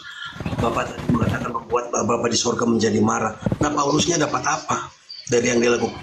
Untuk menipu ini dia dapat apa? Oke. Saya jawab. Selanjutnya ada pertanyaan selanjutnya. Dan juga begini. Masuk akal enggak orang lagi dalam posisi enak difasilitasi? Saya percaya juga Anda juga tahu bahwa tujuan Saulus membantai umat Kristen di awal-awal itu, saya percaya Anda juga tahu alasannya. Nah, ngapain dia lagi di posisi enaknya difasilitasi? Terus tiba-tiba dia ninggalin itu. Apa faedahnya? Bahkan dia harus sampai kelaparan, sampai masuk penjara. Harusnya dia dengan posisi dia harus terus membantai orang yang menyembah Isa itu dong. Harusnya kalau orang mau suka aman, ngapain dia harus sampai tersiksa begitu? Dia tinggalin itu, dia masuk penjara berapa kali, hidupnya susah, kelaparan bahkan, dipasung. Ngapain dia harus seperti itu? Dan buahnya tuh Secara saya sudah jelaskan sebelumnya tadi bahwa dia pengajarannya lebih baik secara sosial. Itu loh. Oke, saya jawab. Oke, silakan. Oke, Anda bertanya, apa manfaatnya bagi dia? Bagaimana dengan iblis? Apa manfaatnya bagi iblis? Tak ada. Iblis rela menerima neraka kekal demi untuk menyesatkan. Begitu juga dengan Paulus. Mazmur 58 nomor 3 Anda baca. Sejak di dalam rahim orang fasik itu menyimpang. Sejak dalam kandungan pendusta-pendusta itu telah sesat. Dari dalam kandungan pendusta itu sudah sesat. Paulus mengaku dalam Galatia 1, aku dipilih dari sejak dalam kandungan. Dipilih sebagai apa? Sedangkan Mazmur 53, 58, penyesat itu sudah dipilih dari sejak dalam kandungan.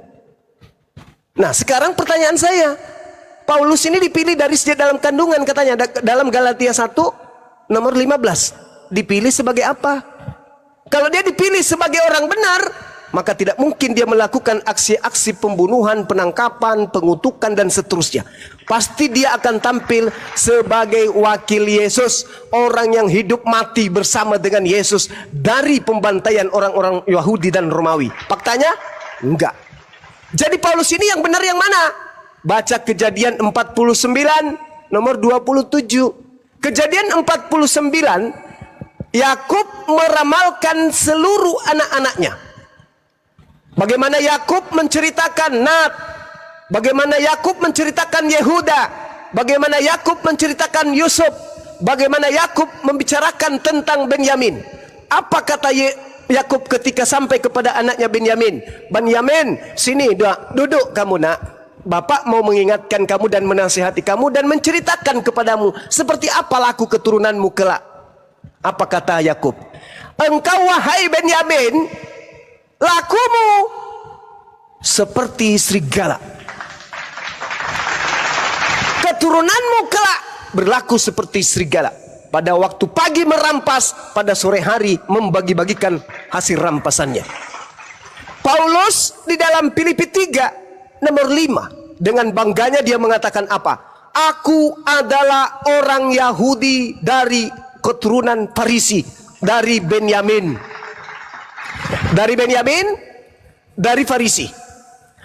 Tuhan mengatakan di dalam Kejadian 49 tadi, Yakub mendapat wahyu, mendapat ilham, mendapat penglihatan. Yakub berbicara, keturunan Benyamin akan berlaku seperti serigala, merampok lalu membagi-bagikan hasil jarahan. Yang terjadi, Paulus keturunan Benyamin merampok Taurat, membagi-bagikan kepada pasukan-pasukannya. Merampok Yesus, membagi-bagikan kepada orang-orangnya, yaitu orang Roma, orang Yunani, orang Kristen. Ini fakta real kalau Anda berbicara mengenai Paulus.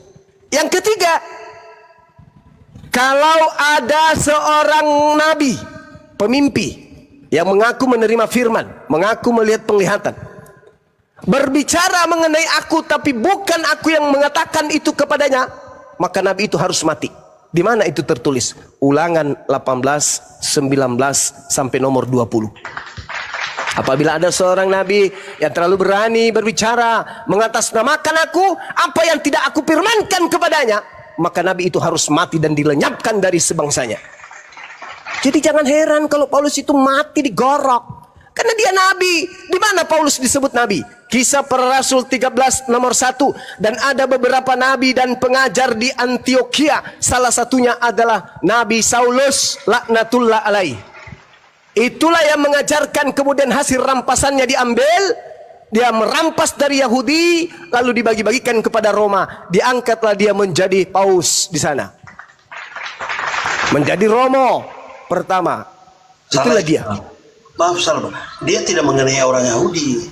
Justru dia membantu orang Yahudi untuk membantai Kristen. Sebenarnya kalau Anda tahu tentang kisahnya. Hei, saudara, jangan kotori mulut Anda dengan sesuatu kebohongan. Enggak, silakan Anda baca Alkitab kalau gitu. Paulus tidak pernah membantai Kristen. Astaga. Astaga. Kristus. Hei, Pada yang mulai- dibantai oleh Paulus adalah Yudaism. Astaga. Murid-murid Yesus yang dibantai oleh Paulus. Ya benar.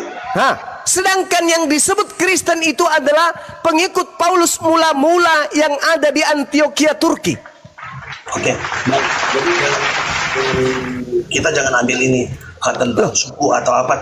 Coba kita ikut story-nya, penjelasan tentang story-nya. Oke, yang Story disebut dari Paulus. Kristen pertama kali, apakah yang tinggal di Yerusalem, di tanah Yudea, di Galilea, murid Yesus, atau yang ada di Turki, Antioquia? Yang mana? Kisah Para Rasul 1. Kisah Para Rasul 11 nomor 26. Setahun lamanya mereka tinggal di Antioquia, Turki, bersama-sama dengan Paulus. Di sanalah pertama kali murid-murid disebut Kristen. Paulus Mana? Di mana murid Yesus disebut Kristen? Di mana? Tapi Anda bilang di situ belum ada Paulus. Paulus ketika di Antioquia, ketika kemudian Yesus memiliki murid, di situ tidak ada Paulus. Paulus ini bukan murid yang dipilih. Yohanes 6 nomor 70. Bukankah aku yang memilih engkau yang 12? Paulus tidak pernah dipilih. Sedangkan ketika Anda berkata Paulus menganiaya Kristen, itu kebohongan. Itu kebohongan. Yang dianiaya oleh Paulus adalah Yudaism, pengikut Yesus yang ibadah di sinagoge, di Miqdas, Baitullah mereka beribadah. Mereka kurban hewan, mereka bersunat, mereka menyembah kepada satu Tuhan, tauhid. Mereka mengkitabkan kitab Tanak, mereka tidak merasulkan Paulus. Itu murid Yesus. Sedangkan yang disebut Kristen berbeda.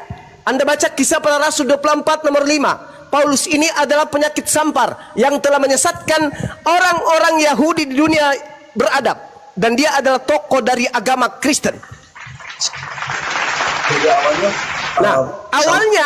awalnya pengikut Paulus yang pertama kali disebut Kristen di Antioquia, Turki. Dialah yang disebut Kristen pertama kali. Ingat saudara, Paulus mengaku di dalam Galatia 2 suratnya nomor 8. Apa kata Paulus? Aku diutus kepada orang-orang yang tidak bersunat. Berarti bukan di Yahudi.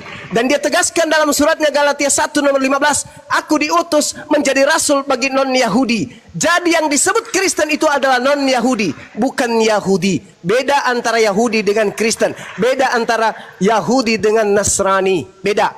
Pahami itu dengan baik. Jadi yang disebut Kristen murni 100% pengikut Paulus setelah Paulus bertemu dengan sosok Kristus yang terkutuk di atas salib.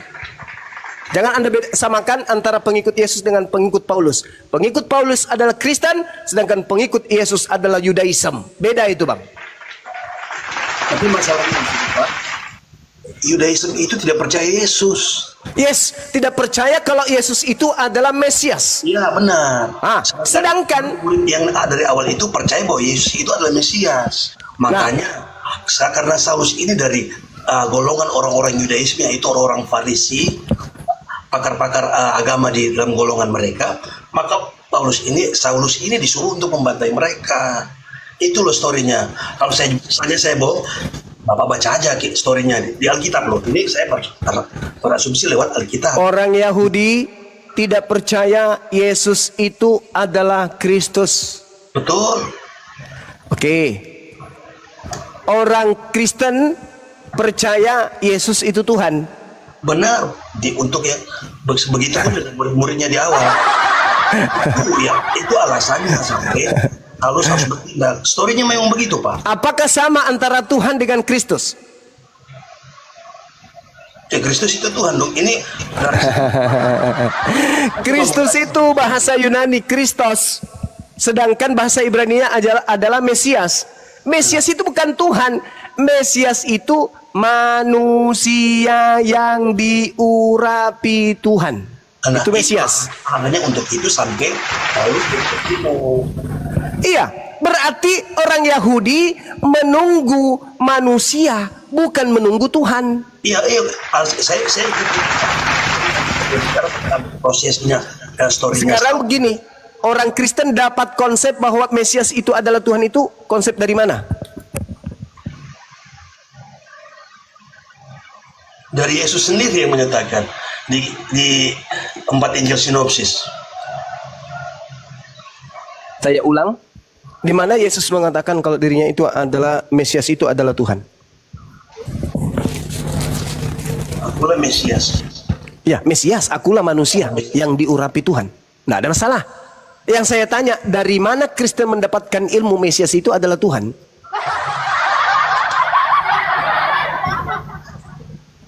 Wah, yang saya pelajari cuma dari 4 Injil itu, Pak. Nah, itu dia makanya. Makanya Yesus berkata, waspadalah kepada penyesat yang datang kepadamu. Ini akibatnya. Anda berbicara. Saya membenarkan pernyataan itu. Cuma saat ini saya berbicara tentang storynya Saulus. Ya, story Saulus kan sudah jelas tadi.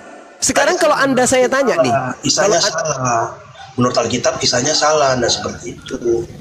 Dia justru membantai orang-orang yang percaya bahwa Yesus mengikuti Yesus. Pengikut Yesus yang dibantai oleh Paulus. Yesus berkata, penyesat itu datang, tapi sebelum dia melakukan aksi penyesatan, terlebih dahulu kamu dibantai oleh dia. Di mana ayatnya, Pak? Matius 21 nomor 8 nomor 12. Matius 21 ayat berapa, Pak? Pasal Lukas 21 nomor 8 nomor 12. Lukas 8 ayat 12. Ayat 8, Bang, nomor 8. Lukas pasal berapa, Pak? 21 nomor 8. Ya, Bang. Lukas 21 ayat 8.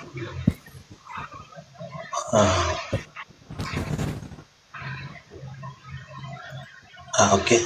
Ayo saya bacakan boleh, Pak, ya? Boleh, silakan. Oke, permisi. Berisi nasihat dari Yesus kepada murid-muridnya untuk berhati-hati dan jangan sampai disesatkan oleh orang-orang yang akan datang dengan namanya, mengklaim diri mereka sebagai Mesias dan menyatakan bahwa saatnya sudah dekat. Eksplisit sekali loh ini, Pak. Ya.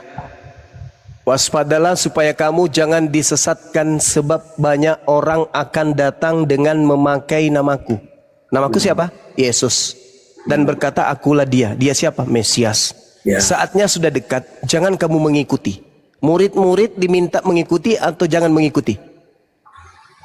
Jangan mengikuti. Lalu dikatakan, tetapi sebelum semua itu terjadi, kamu akan ditangkap dan dianiaya. Kamu akan nomor 12-nya. Oh, ayat 12. Oh ya, maaf. Tetapi sebelum semuanya itu, kamu akan ditangkap dan dianiaya. Kamu akan diserahkan ke rumah-rumah ibadat dan penjara-penjara. Artinya, antara penyesat, antara Yesus menasehatkan kepada muridnya dan masa antara muridnya dianiaya. Di situ Yesus menerangkan penyesat itu akan datang setelah murid-muridnya kemudian teraniaya. Pelakunya siapa? Yang melakukan penganiayaan terhadap murid Yesus. Artinya, ketika Yesus berkata waspadalah supaya kamu jangan disesatkan, berarti murid ini akan disesatkan. Namun sebelum kamu disesatkan, terlebih dahulu kamu itu dianiaya. Setelah kamu dianiaya, kamu disesatkan. Pertanyaan saya, siapa yang menganiaya murid Yesus dan siapa yang datang kepada murid Yesus ngaku-ngaku kemudian sebagai utusan Kristus? Silakan. Nah, tadi yang untuk kali ini sudah disampaikan oleh kedua rekan saya sebelumnya, ini berbicara tentang akhir zaman, Pak. Akhir zaman berarti menurut saudara murid-murid Yesus yang hidup di abad pertama masih hidup sampai akhir zaman? Konteksnya itu tentang nubuatan. Loh, ini bukan nubuatan. Murid-murid bertanya kepada Yesus. Kata muridnya, Guru, bila manakah itu terjadi dan apakah tandanya kalau itu akan terjadi? Apa tandanya? Tandanya kamu dipenjara, kamu ditangkap, kamu dianiaya. Setelah itu penyesatnya datang. Kok jadi akhir zaman jadinya? Yesus sendiri mengatakan waktunya sudah dekat, jangan kamu mengikuti mereka. Kenapa akhir zaman? Maksud Anda akan datang orang ngaku-ngaku Yesus lagi? Hehehe, aku Yesus, aku Yesus. Anda akan menceritakan sejarah Paulus kedua gitu. Babak kedua, ada lagi orang yang mengaku Saulus, lalu kemudian orang itu menganiaya Kristen, lalu orang itu mengaku bertemu Yesus lagi di padang gurun dan di dalam bilik gitu. Ada lagi orang yang menuju ke Damsik gitu, bikin babak baru lagi. Oh enggak, saudara, enggak begitu. Yesus diceritakan oleh Lukas berdasarkan hasil penyelidikan Lukas. Yesus berpesan kepada muridnya yang bertanya, "Guru, apa tandanya itu terjadi dan apa tanda kalau itu bakal terjadi? Bila manakah itu terjadi dan apa tandanya?" Kata Yesus, "Waspadalah supaya kamu jangan disesatkan, sebab banyak orang akan datang dengan memakai namaku dan berkata, akulah dia. Saatnya sudah dekat, jangan kamu mengikuti mereka." Kamu di situ muridnya Yesus, bukan orang yang hidup sekarang. Kata Yesus, tetapi sebelum semua itu kamu akan ditangkap dan dianiaya. Terjadi gak kepada murid Yesus? Terjadi. Siapa pelakunya? Paulus. Kenapa loncat ke akhir zaman?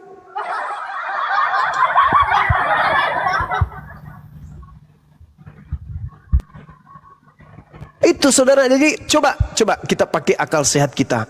Kita gunakan kemudian kemampuan kita untuk menelaah isi Bible. Kalau Al-Quran jelas, itu sudah final Al-Quran. Kalian adalah orang-orang yang disesatkan oleh iblis. Itu Al-Quran saya yang mengatakan. Nah, untuk informasi itu terima kasih Pak. Iya, silakan. Untuk informasi sebelumnya itu terima kasih. Tapi tentang Anda menceritakan story-nya itu dari Paulus, kayaknya harus lebih hati-hati lagi, karena kalau memang Anda mengambil dasarnya dari kitab, saya pikir harus sesuai dengan Alkitab. Iya, kan sudah sesuai. Enggak, maksudnya story yang eksplisit. Jadi dari awal dia itu membunuh. Iya, gitu. saudara, kan sudah sesuai kan? Siapa yang menganiaya murid Yesus? Paulus. Siapa yang kemudian memenjarakan murid Yesus? Paulus. Siapa yang menghadapkan murid-murid Yesus kepada penguasa-penguasa kala itu? Paulus. Apa yang tidak sesuai, Bang? Itu. Jadi, kalau mungkin kalau ada rekaman nanti bisa. Ya, tapi terima kasih lah Bang untuk. Oke. Thank you. Thank you juga. Oke. Terima kasih. Siap. Assalamualaikum. Waalaikum.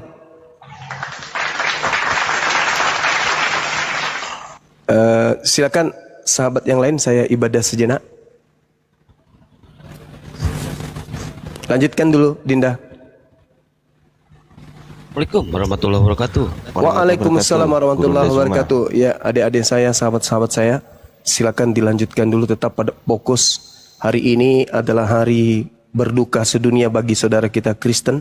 Tolong dihibur mereka dengan pengabaran-pengabaran yang benar. Hibur mereka, ya, karena mereka lagi berduka, Tuhan mereka mengalami kematian. Silakan.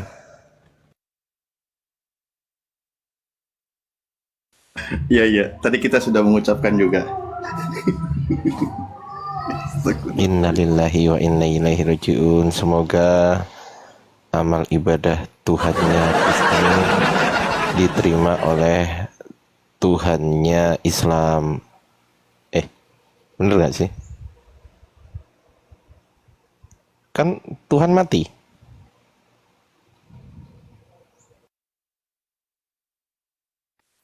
Oh, mana tadi lawannya itu? Ini tersisa bro admin ini. Assalamualaikum Akang dan Ayah Ardi. Waalaikumsalam Ustaz. Waalaikumsalam warahmatullahi wabarakatuh. Bang Ardi, assalamualaikum. Pak Peta, semuanya, Kang Bang Gian Santang. Ardi. Assalamualaikum Kang Gian Santang. Jadi Assalamualaikum. sekarang lagi memperingati hari berduka ya.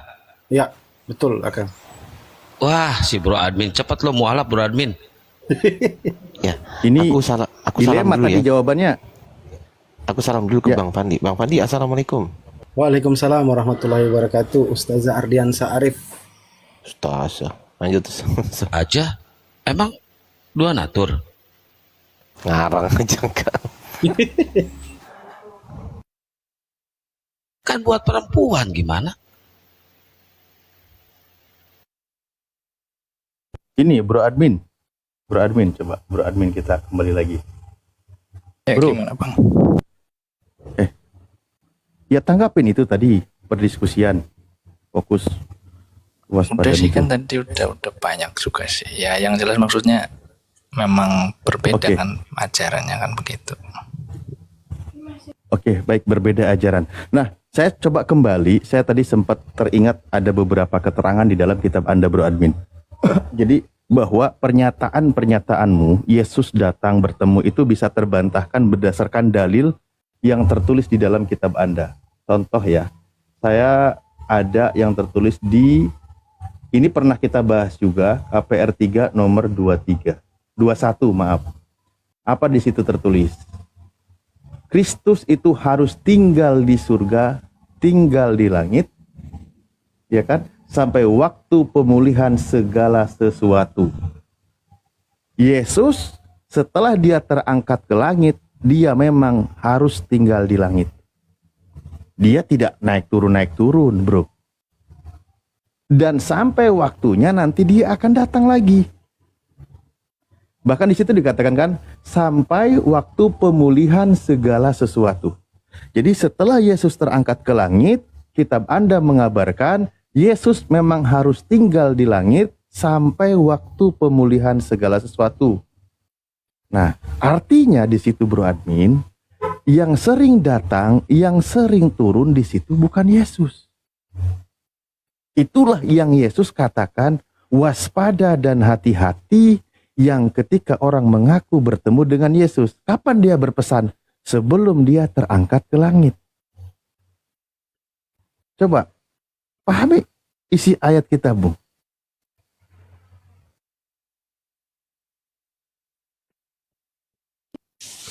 Ya gimana Bang Alif? Ya aku sih ikut apa yang diajarkan aja sih. Oke, baik. Berdasarkan yang tertulis di dalam kitabmu, bahwa ketika Yesus terangkat ke langit, dia harus tinggal di langit, betul? Ya betul. Nah, dan Yesus datang kedua kalinya nanti pada masanya, sesuai dengan keterangan dari Yesus itu sendiri sebelum dia terangkat ke langit, betul? Betul, secara fisik kok. Secara fisik, secara universal. Bukan secara pribadi atau rohani. Secara fisik, secara Ya kan tadi universal. sudah tak jelaskan toh Bang. Jadi kita diajarkan kedatangan Yesus itu ada dua. Pertama, Nah, itu, sekarang oke, baik. Berarti yang non fisik boleh dia bertemu dengan siapapun. iya itu kan secara pribadi ya. Oke, baik. Bagaimana menentukan Yesus yang asli dan tidak asli ketika pertemuan diskusi antara Oneness dengan Trinitas? Itu beda tema lagi itu udah. Itu udah beda tema lagi tuh. Gini loh Loh, Bang. iya, Yesus kan menyertai orang Kristen ketika berkumpul. Ada 2 orang Kristen, ada 3 orang Kristen, di situ ada Yesus. Dan dia membisikkan ajaran kebenaran, kan gitu. Nah, sekarang nih sering Kristen itu berkumpul, membahas tentang posisi Yesus, membahas tentang siapa itu Yesus. Sampai detik ini mereka masih cakar-cakaran. Ini yang bermasalah ini siapa ini? Orangnya atau Yesusnya ini? Kalau Anda memang mengatakan Yesus bisa turun naik turun berkali-kali. Oke, saya tidak mengatakan naik turun berkali-kali ya. Loh, Tapi pernyataan dia kan jadi gini. berkali-kali. Ya, gini Bang, kan tadi udah tak jelasin. Memang kita diajarkan ada 2 kedatangan. Kedatangan terakhir yang tadi di Matius sama kedatangan dia secara rohani atau pribadi. Seperti yang diklaimkannya sendiri. Di Matius 18:20 kan Yesus juga mengajarkan. Sebab di mana 2 atau 3 orang berkumpul dalam namaku, di situ aku ada di tengah-tengah mereka. Ini secara rohani, tetapi Ah, itu ngapain itu? Itu ngapain ada di tengah-tengah mereka itu ngapain? ya hadir di tengah-tengah mereka secara rohani. Ya, cuma nyaksiin doang, tidak membisikkan kebenaran, tidak. Bukan, kan ini kan berelasi ya. Jadi kita merasakan Loh, maksudnya iya. relasi. Contoh gini Bro Admin. Coba, seandainya itu benar Yesus secara rohani datang membisikkan Iya. kepada orang-orang Kristen, mungkin sudah selesai perkara antara Oneness dengan Trinitas. Sudah selesai Maksudnya? itu. Loh iya, karena sampai detik ini mereka masih salah paham antara Oneness dengan Trinitas. Kalau Yesus benar-benar datang secara rohani membisikkan kepada Trinitas, misal yang benar ada Trinitas, wahai datanglah kepada yang wanes, yang mengagung-agungkan Yesus. Yang benar itu Trinitas konsepnya, bukan wanes, kan gitu. Nah, selesai perkara dia, karena kalau memang dia datang. Atau dia yang benar itu wanes, ya kepada orang Katolik dan orang-orang Trinitas, dia bisikan, hei Tuhan itu nggak 3, 1. Selesai perkara. Kalau memang benar-benar dia datang secara rohani, dia membisikkan ajaran kebenaran kepada Kristen. Bukan gitu konsepnya membisikkan gitu, kita nggak ada yang memberikan ilham kan. Makanya saya tanya, Yesus itu ketika ada orang Kristen kopdar bertemu 2-3 orang, dia datang di antara tengah-tengah itu ngapain? Nonton doang. Ya maksudnya misalnya ketika berdoa lah atau apalah, ya memang kan klaimnya begitu, Bang. Jadi di sini Yesus tidak mau menyelesaikan perkara sejarah kelam yang tidak pernah berhenti antara Trinitas dengan Wanes. Bukan gini, kita kan sedang membahas kedatangannya Yesus yang dimaksud tuh yang seperti apa. Itu kan datang. Loh, kau sendiri yang bilang Yesus datang, bisa datang kepada orang Kristen. Saya bilang kedatangan Yesus ada 2. Kedatangan di hari akhir dengan tanda-tanda yang tadi sudah disebutkan. Nah, itu tanda-tanda. Tapi itu Bro Admin mengklaim dia juga bisa datang kapanpun dan bertemu Kristen siapapun. Betul. Nah, terus dia datangnya itu ngapain? Ketika dia datang ngapain? Ya kalau soal ngapainnya ya nggak tahu, itu kan relasinya antara maksudnya orang yang berdoa sama. Maksudnya apakah Yesus itu datang itu kepada Kristen, misal ketika dia merenung sendiri, dia datang, dia membisikkan bahwa ajaran yang benar itu seperti ini kan gitu. Oh enggak. Kenapa? Karena pembuktiannya sampai detik ini itu belum selesai perkara itu. Artinya Yesus tidak datang itu. Seandainya Yesus benar-benar datang, selesai perkara perdebatan antar dinum. Selesai itu, serius saya tanya. Kalau memang dia datang tapi tidak selesai-selesai, artinya Yesus gagal. Ngapain Yesus datang? Toh perkaranya nggak selesai-selesai. Tapi kalau nanti Yesus kedatangan terakhir benar-benar dia datang, memang dia akan menyelesaikan segala perkara itu. Itulah Yesus. Gini loh. Kalau yang sekarang itu cuman klaim doang, yang tidak bisa dibuktikan kebenarannya. Maka kalau merujuk kepada ayat, faktanya sebenarnya Yesus itu memang dia harus tinggal di langit sampai pemulihan segala sesuatu. Sebelum masanya dia turun, dia tidak akan turun. Nah, kalau sampai sekarang belum selesai perkara seperti ini, artinya yang datang itu bukan Yesus. Bukan Yesus. Benerlah tadi wanti-wanti dari Yesus. Waspadalah, itu penyesat. Apa kata Yesus? Apa kitab Anda? Di 1 Yohanes 2, nomor 18, 19. Memang penyesat itu berasal dari antara kita. Pengajaran-pengajaran anti Yesus itu di internal itu sendiri. Itu pelajarannya kan gitu. Nah, kembali kepada ayat tadi, maka kalau itu hanya ranah keimanan, sebuah ranah doktrin, sebuah klaim pengakuan bahwa Yesus itu datang kok bertemu si ini, bertemu si itu hanya klaim sepihak. Bukan berdasarkan pernyataan Yesus, bukan berdasarkan ayat tertulis. Ayat tertulisnya Yesus harus tinggal di langit sampai pada masanya dia turun kembali. Ayat tertulisnya Yesus mengatakan kalau ada yang mengaku bertemu dengan aku dan mengaku sebagai aku, jangan percaya. Nah, tapi itu semua diabaikan. Gitu. Oke, berarti Bang Alip percaya dengan ayat tertulis tersebut. Saya mengajak Bro Admin kembali kepada isi kitab Anda yang Anda imani. Lah iya, nah bukan mengajak begini, percaya saya harus mengimani kitab Anda. Bukan itu konteksnya. Iya, saya tahu maksudnya gini. Kan katanya yang tertulis demikian. Jadi yang datang itu bukan Yesus ya. Dari tadi sudah saya jawab. Di Kristen kita diajarkan, bahkan klaimnya Yesus sendiri, bahwa ada 2 jenis kedatangan. Kedatangan secara fisik. Mereka melihat anak manusia itu secara fisik. Dikatakan mereka berarti semua orang melihat dari langit-langit. Gitu loh, itu kedatangan yang kedua. Nah, kedatangan yang satu lagi itu secara pribadi. Oke, nubuatan Yesus itu Yesus. Sebentar, Pak. Oke. Jadi ada dua. Itu udah paham tadi. Oke, itu penjelasanmu kan. Ya, nah kemudian berdasarkan nubuatan Yesus, itu dia berkaitan kedatangan secara fisik atau non fisik. Kemudian jenengan yang menyatakan bahwa ada tertulisnya itu Yesus harus ada di langit. Jadi yang tidak sesuai dengan teks itu disebut menyesatkan begitu. Makanya saya bertanya, apakah berarti Bang Alif menyatakan bahwa yang tertulis yang tidak sesuai dengan yang tertulis itu adalah penyesat? Kalaupun iya, ya justru kita lebih percaya dengan apa